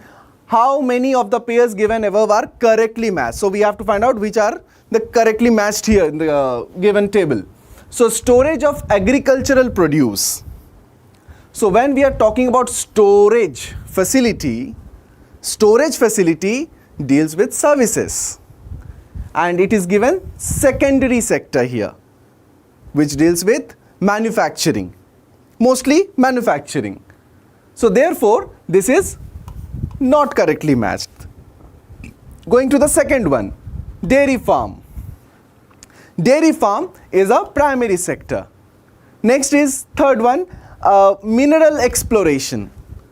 So mineral exploration in terms of economy, in context of economy, is the primary sector, and here it is given tertiary sector, therefore it is incorrect. Coming to the last one, weaving cloth. So this deals with somehow say manufacturing or producing new type of products. So production of new types of products. So in that case we consider it as secondary sector. So how many pairs are correct here? 1, 2. So only 2. So B will be the correct answer for this question. Moving to the next question. Consider the following materials: agricultural residues, corn grain, wastewater treatment sludge, and wood mill waste. Question is, which of the above can be used as feedstock for producing sustainable aviation fuel? SAF, sustainable aviation fuel. So basically the concept of sustainable aviation fuel says that those fuel which can be extracted using say livestock residues or agricultural residues or certain type of waste materials which will reduce the emissions and which will help us to get the or achieve the climate change goals, to deal with climate change. So that is the concept of SAF. So given 4 options here, agricultural residues, corn grain, wastewater treatment sludge, and wood mill waste, all these 4 can be used for the production of sustainable aviation fuel. So option C, 1, 2, 3 and 4. So 1, 2, 3 and 4 will be the correct answer here. Moving to the next question. With reference to physical capital in Indian economy, consider the following pairs. So I'm coming to the pair part later on. So how many of the above pairs are correctly matched? Now let us look at the table here. In table we can see 2 types of concept: working capital and fixed capital. In order to solve this question, you have to understand the difference between working capital and fixed capital. What are fixed capital? Fixed capital are the assets, or you can say the equipments of an organization or an entity. So those are fixed capital. And what is working capital? Working capital are those which helps us in trade purpose. For example, currency. Even raw materials are also considered as working capital. So this is the difference between working and fixed. Now let us look at the options given. So farmer's plough, it cannot be working capital. it is an equipment, so it will be fixed capital. So therefore this is not correctly matched. Next, coming to the computer. Computer is indeed a fixed capital. Yarn used by the weaver. This is again, it is given here as a fixed capital, and which is not a fixed capital, reason being yarn used by the weaver is a raw material. Therefore it will be considered as a working capital, not as fixed capital. Therefore this is wrong. And next, petrol. Petrol is indeed considered as working capital, because petrol is often used for the trade purposes. So therefore it will be working capital. Thus we are again getting 2 pairs. So option B will be the correct answer for this question. Moving to the next one. Which one of the following words or phrases is most appropriately used to denote an interoperable network of 3D virtual worlds that can be accessed simultaneously by millions of users who can exert property rights over virtual items? This is a direct definition, and it was there in news last year. And the direct definition of metaverse. So nothing more to explain in this question, because as it is the direct one. So moving to the next one. With reference to the rule or rules imposed by RBI while treating foreign banks, consider the following statements. So let us see. And even the question is asked, which of the above statements is or are correct. So let us see. There is no minimum capital requirement for wholly owned banking subsidiaries in India. It is told there is no minimum. Even if you do not know the limit, then also it is unlikely possible that there will be no minimum capital requirement. So this statement is wrong. A minimum capital requirement of $3 billion is there. And then coming to the second one. For wholly owned banking subsidiaries in India, at least 50% of the board members should be Indian nationals. So if you go to the website of RBI, you will get the clear indications over there. So, and even such things are taught in the class also.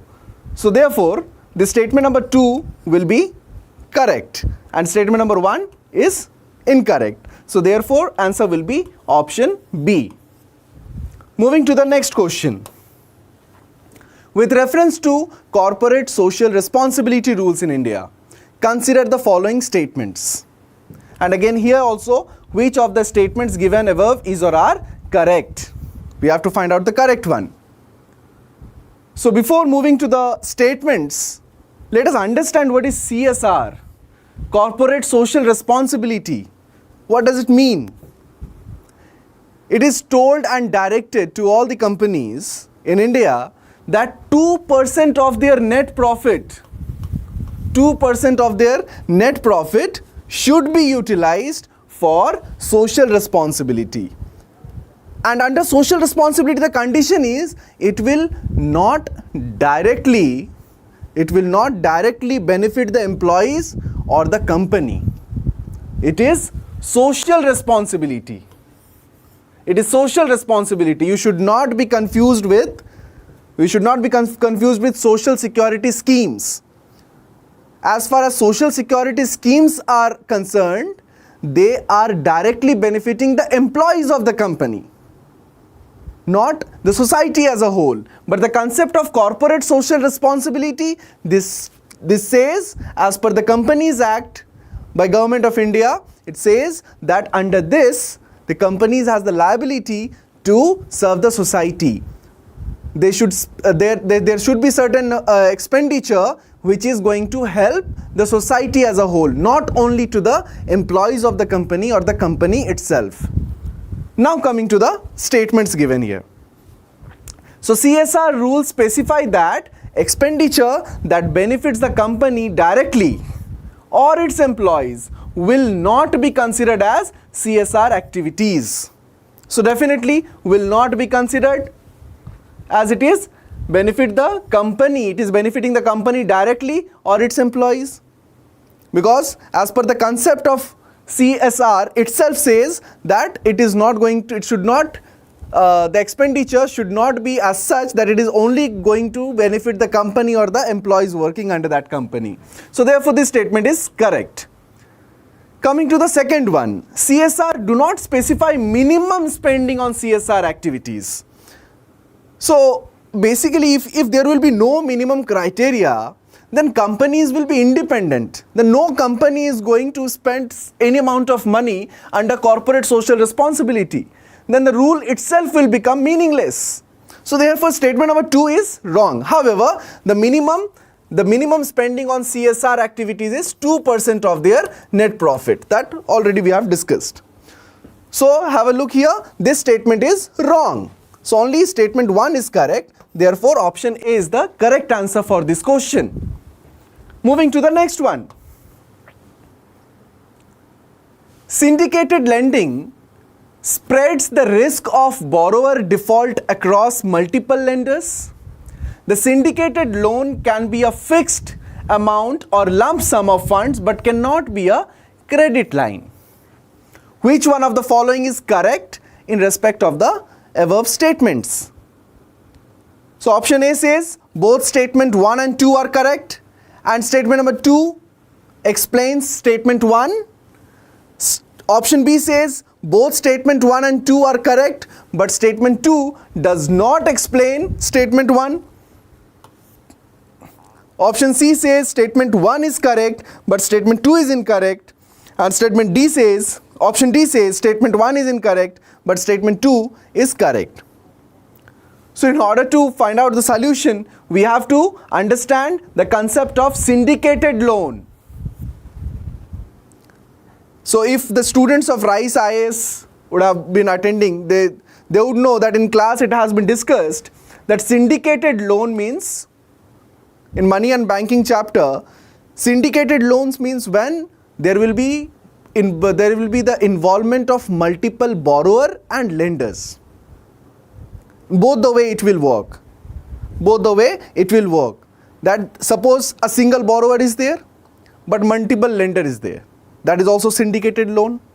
If there are multiple borrowers, but a single lender, then in that case also, it will be a syndicated loan. And if there will be multiple lenders and multiple borrowers, that will also be considered as syndicated loan. The concept is, in case of syndicated loan, the risk got diversified, both in context of lenders as well as borrowers. That is the concept of syndicated loan. So going to the first statement, syndicated loan lending spreads the risk of borrower default across multiple lenders. Definitely this is a correct statement. Going to the second one. Under syndicated loan, what type of things are applicable? So all type of loan or the credit are possible under syndicated loan.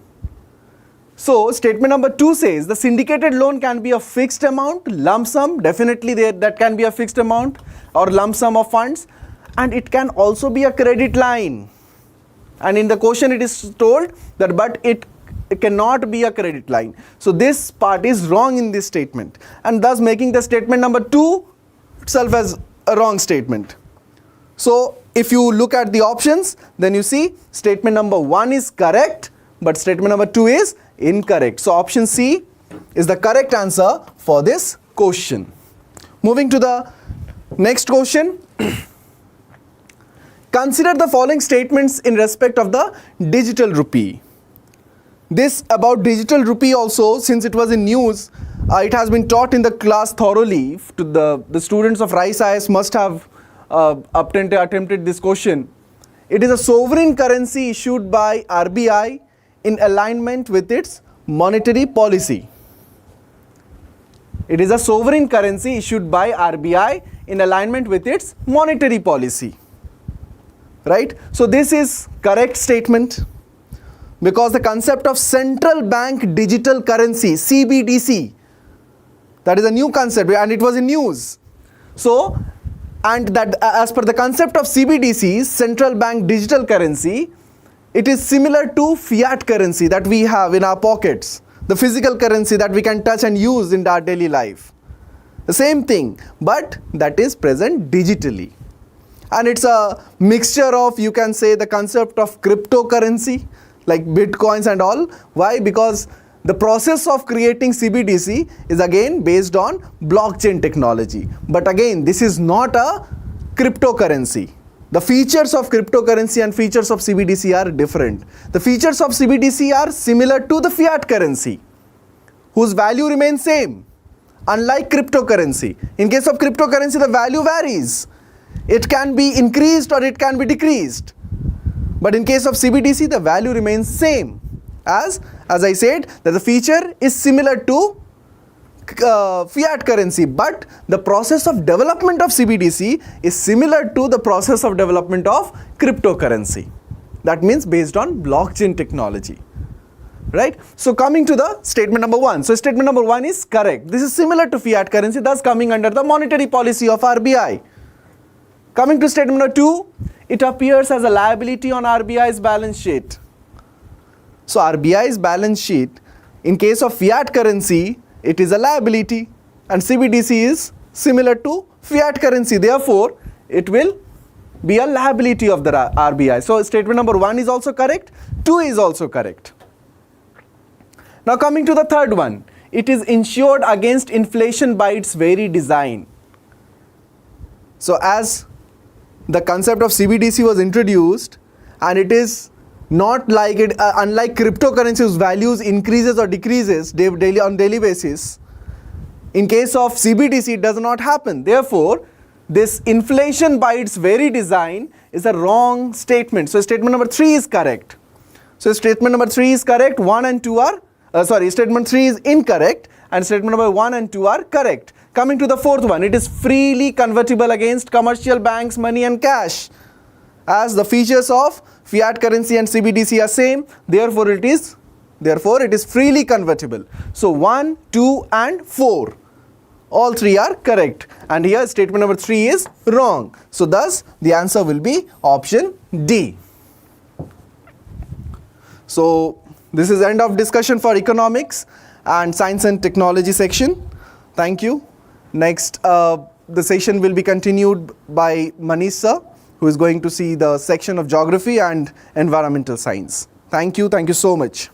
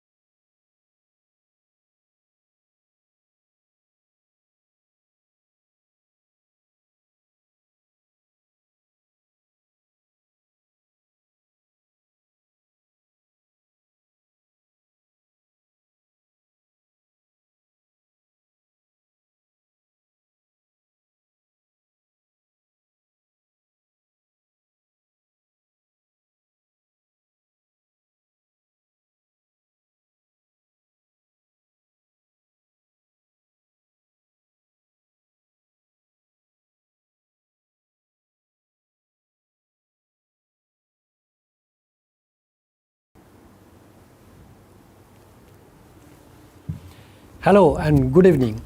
I am Manish and I will be discussing geography and environment section of UPSC CSE 2024 prelims paper. The numbering of the question is based on set A of GS paper. So let's start with the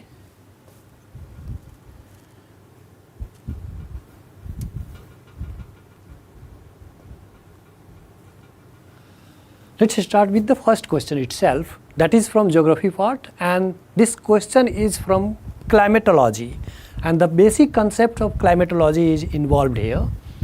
And the question says, the statement 1 is about the atmosphere is heated more by incoming solar radiation. Here incoming solar radiation is there than by terrestrial radiation. This statement is wrong because incoming solar radiations are of high frequency and low wavelength, and these high frequency and low wavelength radiations cannot be trapped by molecules, gaseous molecules present in the atmosphere. So atmosphere is not heated by this incoming solar radiation. Statement 1 is wrong. Next statement says that carbon dioxide and other greenhouse gases in the atmosphere are good absorber of long wave radiation. Yes, it is right. Carbon dioxide and other greenhouse gases are capable of trapping the returning terrestrial radiations, which are long wavelength radiations having short frequency or low frequency, and that's why this statement is okay. By that analysis we can say that statement 1 is wrong and statement 2 is right, and that's why answer would be D. Statement 1 is incorrect but statement 2 is correct. Let's move to the next question, and that is again related to atmosphere and climatology. The statement 1 says that thickness of the troposphere at the equator is much greater as compared to the poles. Yes, it is right. The thickness is roughly about 16 to 17 kilometer near equator, and it is roughly near 7 to 8 kilometer near pole. So by that logic, the thickness of troposphere at the equator is much greater as compared to pole. It is a right statement. The next statement says that at the equator, heat is transported to great heights by a strong convectional current. Yes, near equator, the surface is heated more because of the high amount of solar radiations, and that heated surface heats the gaseous molecules there, water vapor there, and those heated and lighter gaseous molecules and water vapors are rising up, and that rise is simply termed as convectional current, and that current is reaching to the greater height because of the intense heating of the surface, and that's why the thickness is there. It is reaching to the greater height, and that's why more is the thickness. So by that logic we can say the statement 1 is okay, and the statement 2 supports the statement 1, justify the statements 1. The both statements are correct, and statement 2 explain statement 1. Apart from that, one more factor is there. Near equator, the value of gravitational attraction is low than that of pole. That's why also the height is more. So two factors are there: convectional current, strong convectional current, and low gravitational force near equator, comparatively low gravitational force. These two factors are responsible for high height or greater thickness, but here it is talking about one factors. That's okay. Statement 2 is justified and properly explaining the statement 1, so we will go with the option A. Next question is about volcanic eruptions and the material released during volcanic eruptions.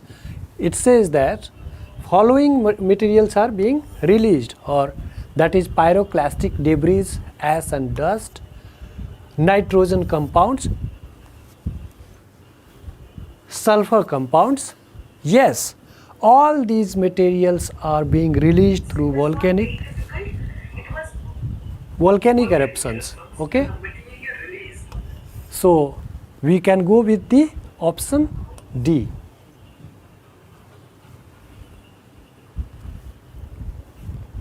Next question is again from climatology and the isotherm, pattern of isotherms. This question is quite tricky, and here we are talking about the month of January, the pattern of isotherm in the month of January, and we can analyze, since in the northern hemisphere, let's say it's land and it's ocean. So in northern hemisphere we have winter time, and in southern hemisphere we have summer time.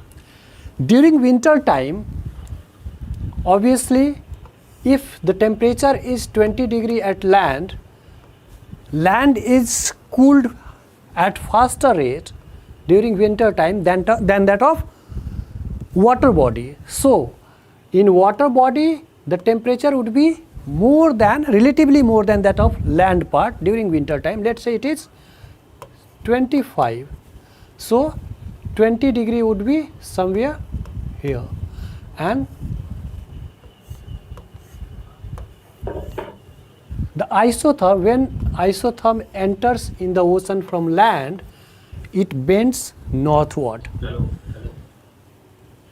Yes. Hello. So the isotherm deviate to the north over the ocean and to the south over the continent. Yes, it is right. It is deviating to the north over the ocean and to the south over the continent. This statement is okay. The next statement is that the presence of cold ocean currents, Gulf Stream and North Atlantic drift make the North Atlantic Ocean colder, and the isotherms bends toward the north. Okay. Now if we consider all the currents in this statement, then cold currents obviously will decrease the temperature, and these Gulf streams and North Atlantic drifts are warm currents, so they are going to increase the temperature. So how we will conclude that whether these currents are increasing the temperature or making the ocean colder or warmer? Normally these two currents are closer to the tropical zones. So near tropic in North Atlantic Ocean we have relatively warm zone, and near pole or away from the tropics we have relatively cold zone.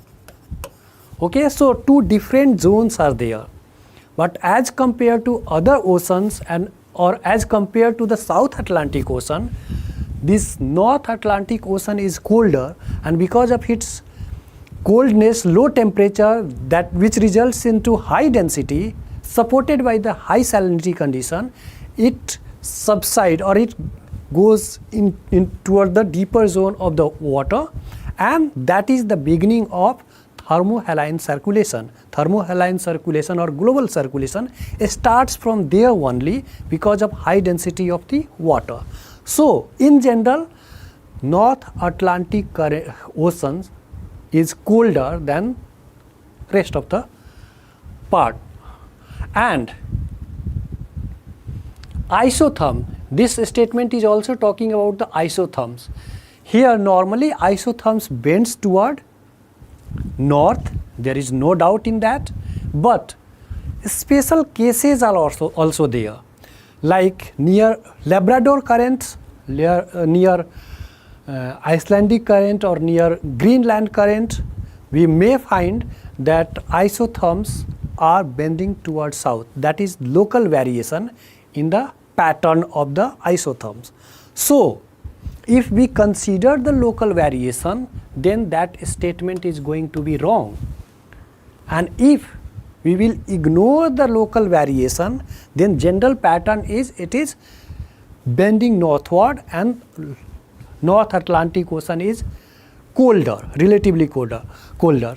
By that logic, this statement will be okay. So I am not making a firm decision here because it's subject to interpretation. UPSC may go with different interpretations. We have two different interpretations here. So I will go with obviously C, but again, if we are considering the local variation, then only one statement will be okay. So the answer may be A or C. Moving to the next question. Which of the following countries are well known by two largest cocoa producer in the world? This is very factual in nature, and the answer would be C, Ivory Coast and the Ghana. This will be the answer. Sixth question. With reference to Himalayan rivers joining the Ganga downstream of Prayagraj from west to east, which one of the following sequence is correct? So Ganga is like this, and obviously Ghagra is there, which is joining near Chhapra. Gomti is there, which is joining near Varanasi. Gandak is there, which is joining near Sonpur, and then Kosi is there, which is joining near Khagaria. So we have Gomti, Ghagra, Gandak, and then Kosi. Gomti, Ghagra, Gandak and Kosi. Answer would be B. Seventh question. The rainfall is, statement 1 says that rainfall is one of the reason for weathering of rocks. Yes, it is right. Statement 2 is rainwater contains carbon dioxide in solution. Yes, it is right, and that is making carbonic acid, and that is reacting with the rock minerals to dissolve it. So these two statements are okay. Rainwater contains atmospheric oxygen. There is no doubt about that. Rainwater does contain atmospheric water. The statement 3 is also right. Now let's see the options. Both statement 2 and statement 3 are correct, and both of them explain the statement 1. Statement 1 says that rain is one of the reason for weathering of rocks. So obviously oxygen is there in water, and in weathering process some rocks are oxidized also, some minerals are being dissolved also. But it's not necessary that only dissolved oxygens are going to react with the minerals. Even atmosphere is freely available in, oxygen is freely available in the atmosphere. That oxygen parts can also be reacting with the minerals. In that case, atmospheric oxygen will be participating in the weathering process along with the rainwater. So these two can be acting separately, and these two can be acting in tandem also. So statement 1 is okay. Oxygen present in the rainwater will react with the mineral, and that will obviously result into weathering. So third statement is also supporting the first statement, and by that statement 1 or the option will be A, and A will be the right option. This is about the mapping. Consider the following countries: Finland, Germany, Norway, Russia. How many of the above countries have a border with the North Sea? Here, near North Sea, we have only these two countries, Germany and Norway. Finland is obviously bordering with the Baltic Sea, and Russia is far away from North Sea. So two options are correct only, and by that our right option will be B. Ninth question. Dhuadhar, Narmada, these two things. Dhuadhar fall is near Jabalpur, Beraghat, and it is obviously formed by Narmada river. There is no doubt about that, but that is far away from the Malwa. Here, Malwa Plateau and Malwa region, these two terms are used. Malwa region is in Punjab, and Malwa Plateau is in obviously Madhya Pradesh, bordering Rajasthan also. And Dhauladhar Dhuadhar Fall is far away from those Malwa Plateau region. If we are considering Malwa means Malwa Plateau, then also Dhuadhar Fall is roughly 500 kilometer away from the Malwa region, central Malwa regions. So by that logic, this should be wrong.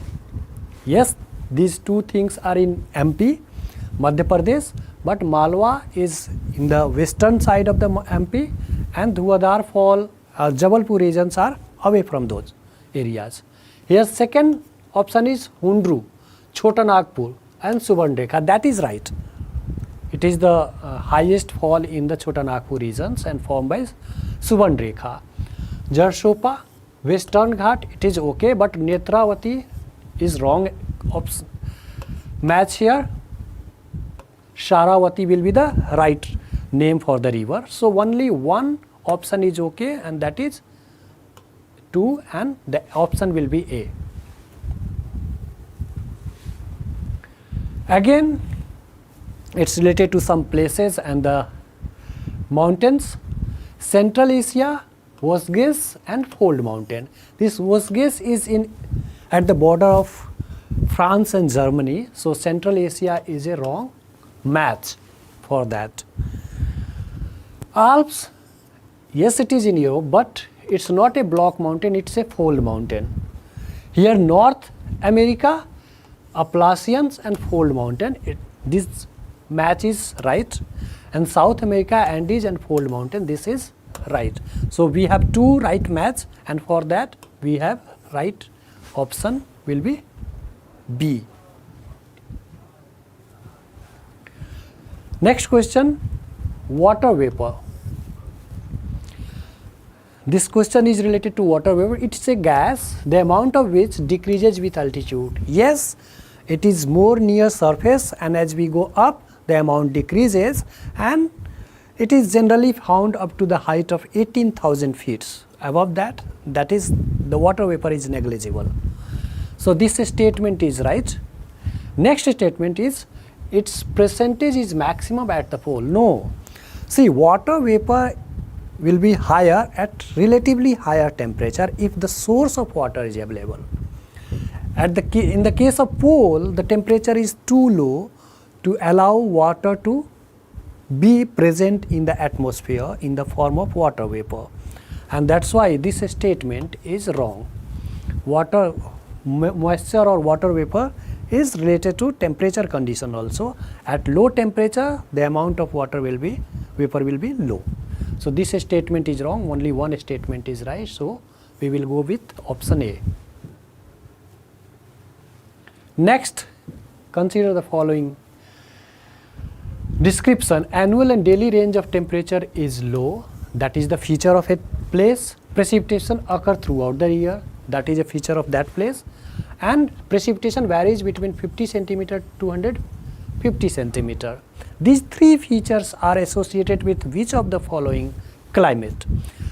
If we are considering equatorial climate, so in that case rainfall happens throughout the year. Annual range of temperature is also low, but variation in rainfall is not that high. Here too much variation is found in 50 and 250 centimeters. That's not is the case with the equatorial climate. China type of climate is not a suitable match for these conditions. Okay, and best suitable is maritime west coast climate. Why? Because this is influenced by temperate cyclones, so rainfall is happening throughout the year. Temperature variation is also very low. It is the average temperature is between 7 to 13 degrees centigrade, and the range is roughly 10 to 12 degree. Means mean it will go up by maximum 12 degree and minimum 12 degree from the mean. So from the bottom and top, the maximum range will be 12 to 14. So that high variation is not found in marine west coast climate, and the right option will be this marine west coast climate. With reference to Coriolis force, which of the following statement is correct? See, Coriolis force is directly proportional to the distance or altitude, latitude, velocity and mass also. Mass plays an important, insignificant role. Major factors are velocity and latitude or distance from the equator. At equator, obviously 0 latitude, 0 Coriolis force. And if velocity increases, Coriolis force increases. So now see the statement, it increases with increasing wind velocity. Yes, it is right. And it is maximum at the poles and is absent at equator. Yes, it is right. And so option will be C. On June 21st every year, which of the following latitude experiences sunlight of more than 12 hours? Generally, we experience longest day in northern hemisphere on 21st June. So, in northern hemisphere, obviously the day is going to be longer, and in that case, that will be Tropic of Cancer. And obviously, we have to select the Arctic Circle. These two parts, Capricorn is in southern hemisphere, so obviously shorter duration of day, and by that we can say D will be the option, second, Tropic of Cancer and Arctic Circle. One of the following region has the world's largest tropical peatlands. Peatlands where obviously decomposed or partly decomposed organic matters are there, and that happens because of the water logging conditions. So it is generally found in those areas where hot and humid condition is there, and river basins and lowland areas are generally known for peatlands. Now the question is asking about the largest tropical peatland, and that's a factual question. The largest tropical peatland is Congo Basin. With reference to PFAS that are used in making many consumer products, consider the following statements. Obviously, PFAS is a complex synthetic chemical, and that is difficult to degrade easily. It is not degraded in nature easily. It has long life, and that's why obviously it is dangerous for the environment. Now, FPAs are found to be widespread in drinking water, food and food packaging material. Yes, it is found, and this synthetic complex chemicals are used in several packaging materials. Not easily degraded, yes, it is right, and that's why it is dangerous for environment. And since it is not easily being degraded, so it is also accumulated in some and other organisms, and that process is called biomagnification or bioaccumulation. So yes, it is also leading to bioaccumulation process. So all these three statements are correct, and option would be D. Next, consider the following: carabids, beetles, centipedes, flies, termites and wasps. Parasitoid species are found in how many of the above kind of organisms? Only termite is not known for parasite species. Rest all four are having parasite species, and so the answer would be C. Excluding termites, rest are obviously having parasitic species. This Indian Egypt flying fox, the question is about Indian flying fox. Obviously that is damaging crops and plants, especially fruit plants, and they are generally vegetarian herbivores, and they damage tree and crops. So they are not desirable by farmers, and that's why these are obviously being eliminated from the farming areas. It means they can be killed, or they are being killed also. So they are all obviously under vermin categories. So yes, they are under vermin category in the Wildlife Protection Act 1972. And the second statement is Indian flying fox feeds on the blood of other animals. No, they are herbivores, so they are not feeding on the bloods of other animals. So statement 2 is wrong, and by that statement 1 is correct, statement 2 is incorrect. Answer is C. Organisms, cicada, froghopper and pond scatter are insects. That is pure fact. Many chewing gums found in the market are considered as a source of environmental pollution.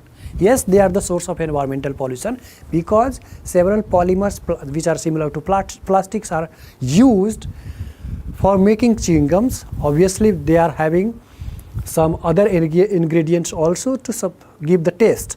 But base materials are polymers, plastics, which are obviously not going to be degraded easily in the environment, and that's why they are dangerous for the environment.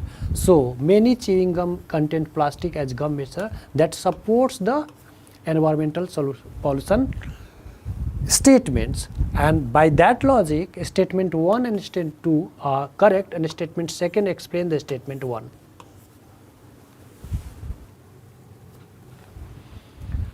Consider the following country and animal found in natural habitat: Brazil and Indri. No, Indri is found in Madagascar. Indonesia, elk is found in North Central Asia, Siberia and North America. So this match is again wrong. And bonobo, this is found in Democratic Republic of Congo. Bonobo is found in Democratic Republic of Congo, and here the match is with Madagascar. So this is also wrong, and the right option would be D. All three matches are not okay. Next question is, lion do not have a particular breeding season. Yes, it is right. Lion can breed throughout the year, over the years. Okay, so there is no particular fixed time. Unlike most other big cats, cheetah do not roar. Yes, it is right. Cheetah purr. So that's kind of vibrating sound emitting from the mouth and body. So cheetahs do not roar. And the third, unlike male lions, male leopards do not proclaim their territory by scent marking. That is wrong. They do have sense of territory, they mark their boundaries, and they love isolation. So that statement is not wrong, not okay. First statement is right, second statement is right, but third is wrong, and based on that the option would be A. Which one of the following shows a unique relation with an insect that has with it, and that is the only insect that can pollinate this? Here the answer would be fig, and it is having unique relation with this insect which also contributes in pollination of this tree. Consider the following butterfly, fish and frogs. How many of the above have poisonous species among them? All three are having poisonous species among them. So all three. Now, giant stars live much longer than dwarf stars. No, the reaction is very fast in giant star, and that's why they collapse easily within a short period of time. So statement 1 is wrong. Second statement, the compared to dwarf stars, giant stars have a greater rate of nuclear reaction. Yes, it is right, and because of that only it collapses easily and it has shorter life. So statement 1 is wrong, statement 2 is right. The answer would be D. Statement 1 is incorrect, but statement 2 is correct. This has been already discussed by science and technology teacher, that is Chandan sir, so I am skipping this question. Again, this has been discussed by Megha madam, sociology teacher, so I am again skipping this question. The next question is, the Red Sea receives very little precipitation in any form. Yes, it is in dry zone, and hot and dry wind is also present in that part, and that is having desiccating effects. So there is no almost negligible precipitation in any form. And no water enters the Red Sea from the rivers. Yes, it is right. Only one connecting point for transporting river is Suez Canal, that is artificial, that is transferring water from the Nile as well as Mediterranean to obviously Red Sea, but no river is entering or joining the Red Sea. So second statement is okay, first statement is okay, both are okay. And with that, geography session and environment, geography and environment discussion session ends here. Now Amit sir will be joining to discuss the polity section. Thank you.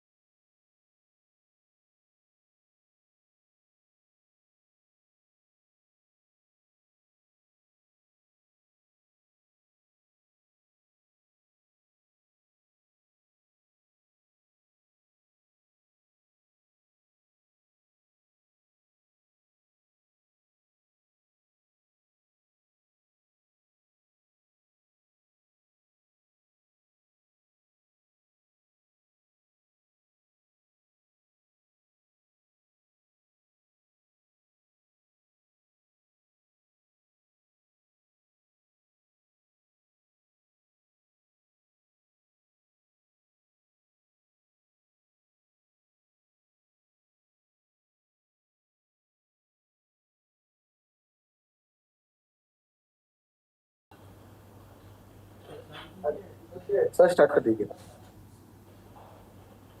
Start करते हाँ. Question number. Hello everyone. Let's look at the polity set of questions. We are using set A as the reference set, and we'll be not taking too much of your time. Mostly on the questions which actually need due explanation. And let's begin with question number 61. Who was the provisional president of the Constituent Assembly before Dr. Rajendra Prasad took over? So this is the first polity question in set A, which is our reference set.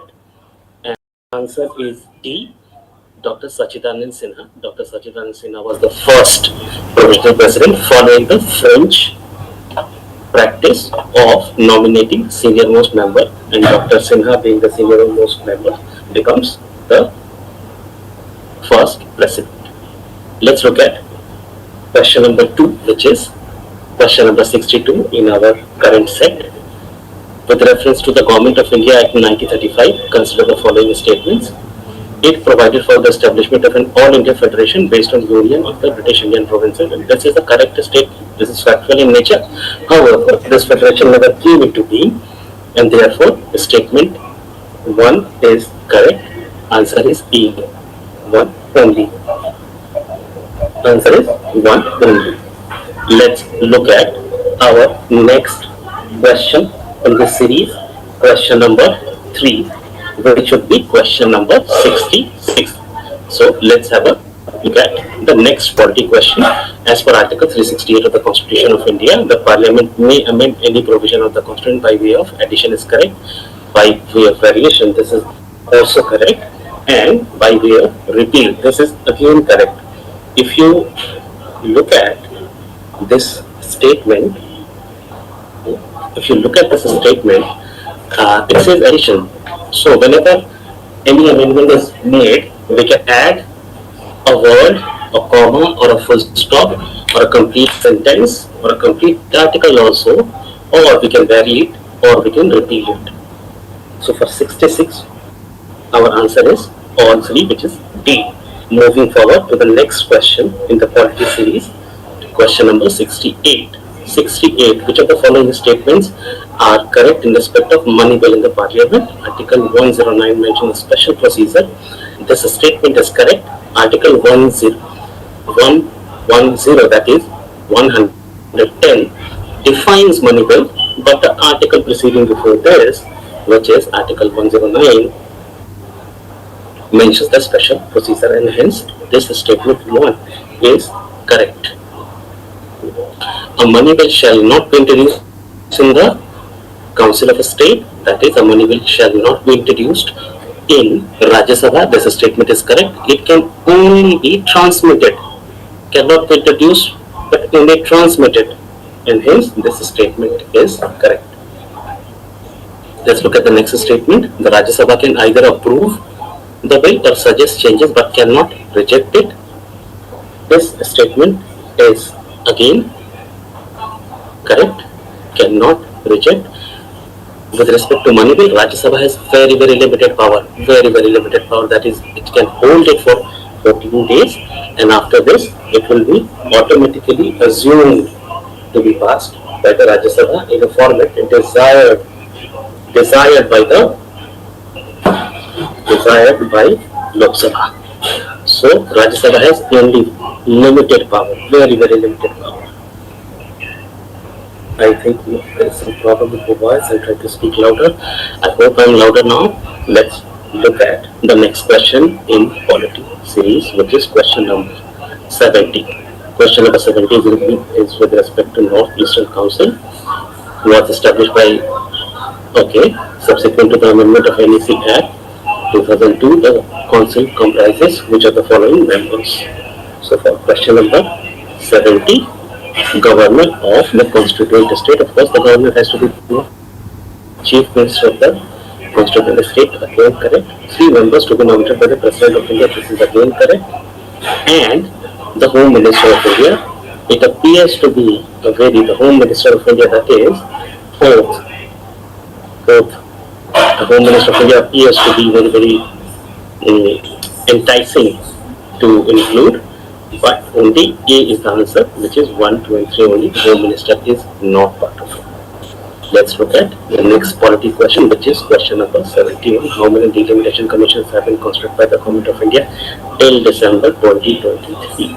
The Delimitation Commission has been in news, especially also because of delimitation issues being the limelight in Jammu and Kashmir region, and the Delimitation Commission having its debate and discussion for the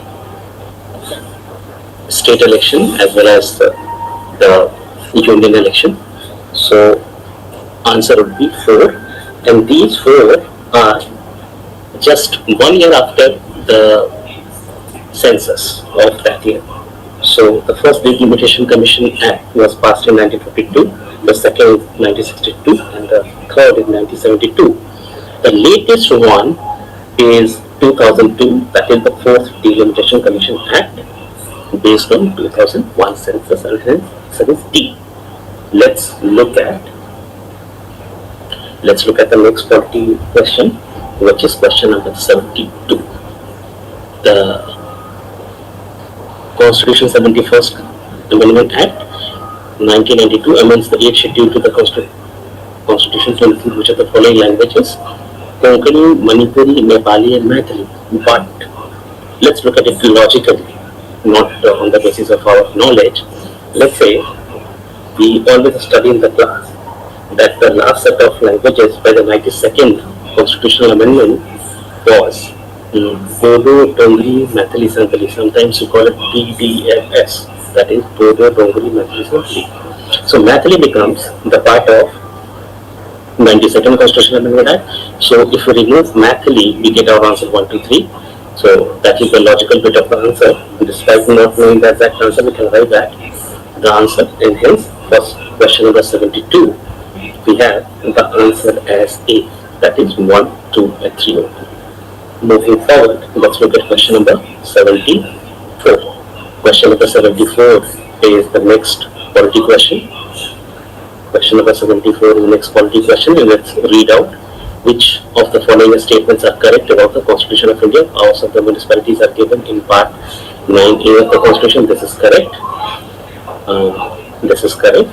Part 9A was added by 74th Constitutional Amendment Act, and it talks about municipalities, and the schedule related is the last schedule of Indian Constitution, that is Schedule 12. Emergency provisions are given in part 18 of the Constitution. This is also correct. Provisions related to amendment are given in part 20 of the Constitution. This is also correct. So answer is all correct, that is 1, 2 and 3. Let's look at the next set of questions. So our next question would be question number 75 in the polity series. Which one of the following statements,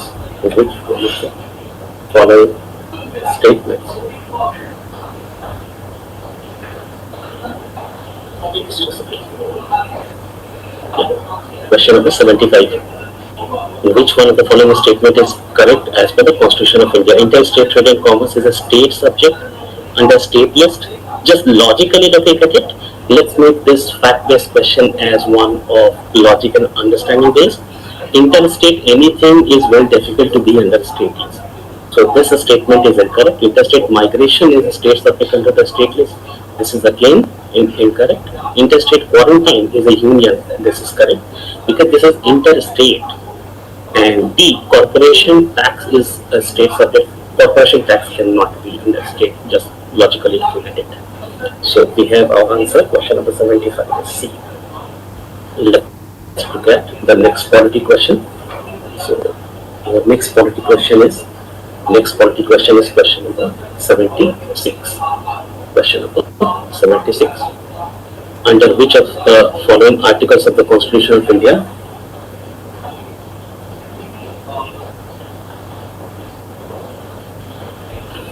has the Supreme Court of India placed the right to privacy? Right to privacy has always been under Article 21 of Indian Constitution, which is the right to life and personal liberty.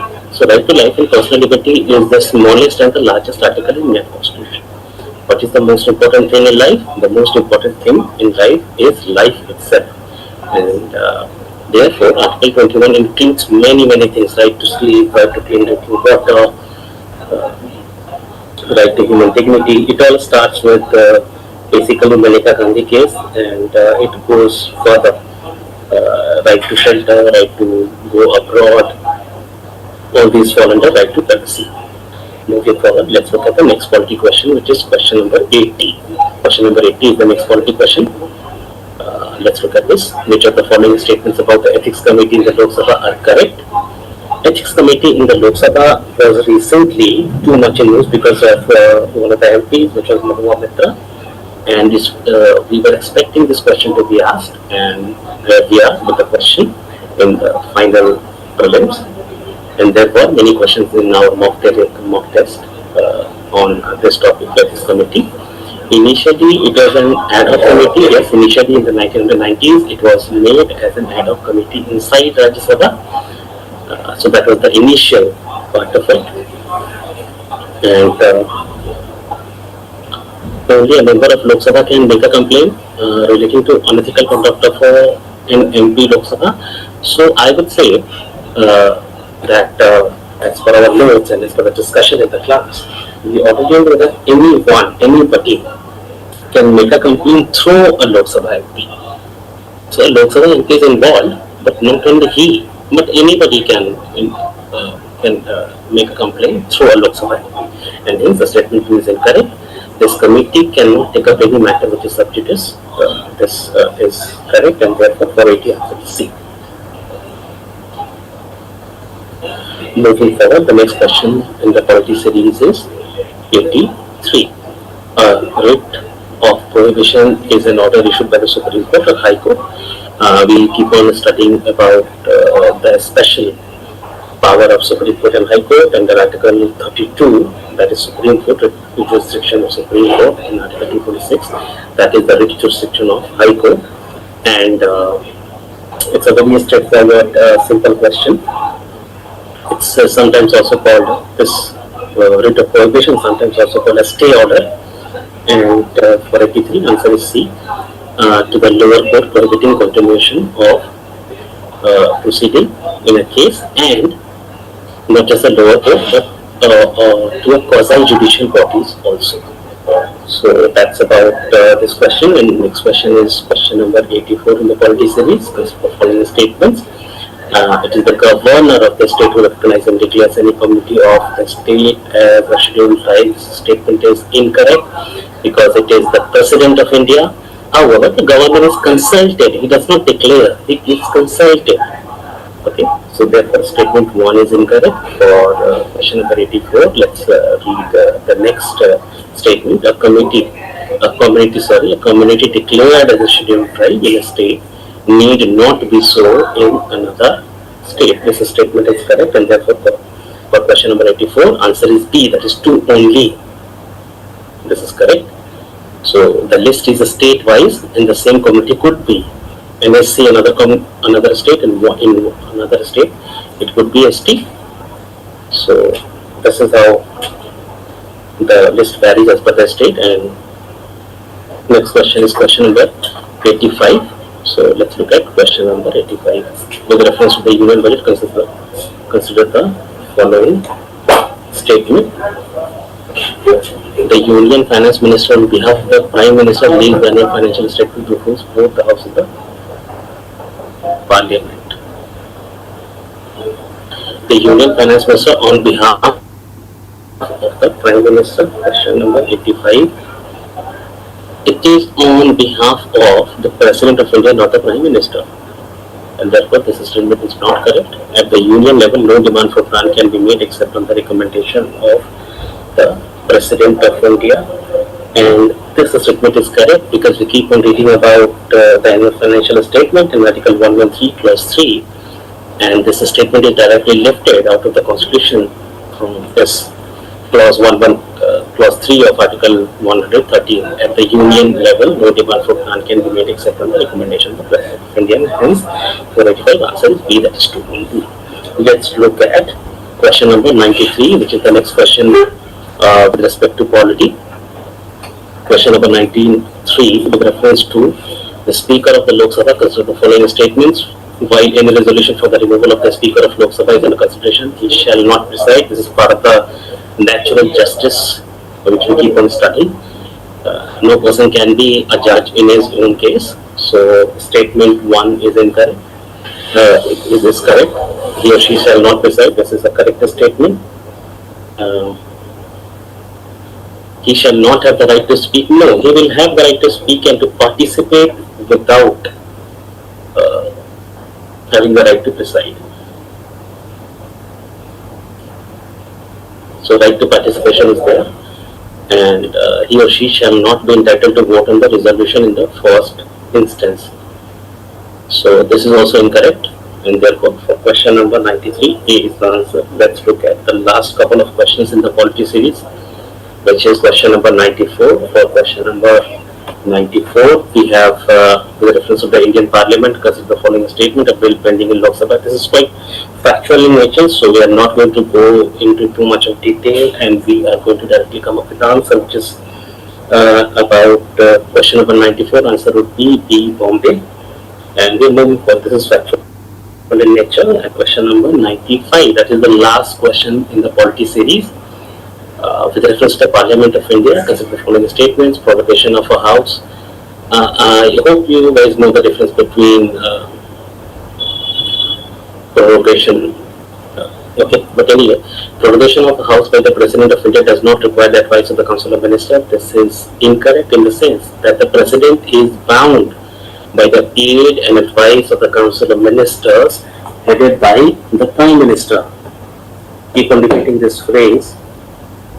And prorogation of a house by the President of India does not require the advice. This is an incorrect statement. Prorogation of a house is generally done after the house adjourns in a die, but an adjournment in a die is done by the presiding officer. In the Lok Sabha, it's the Speaker, but there is no bar to the President of India prorogating the house which is in session. This is also correct. Dissolution of the Lok Sabha is done by the President of India, who accepts in certain circumstances does so on the advice of the Council of Ministers. This statement is also correct. So this will be the last polity questions, and that will be all for today. You guys, it's almost 10 and we have wrapped it on time, and so that will be all. We are expecting a slightly higher cutoff, looking at the difficulty level of the paper, and hope you all clear the exam with flying colors. And that's all from my side, and signing off. That's all. Thank you. Thank you.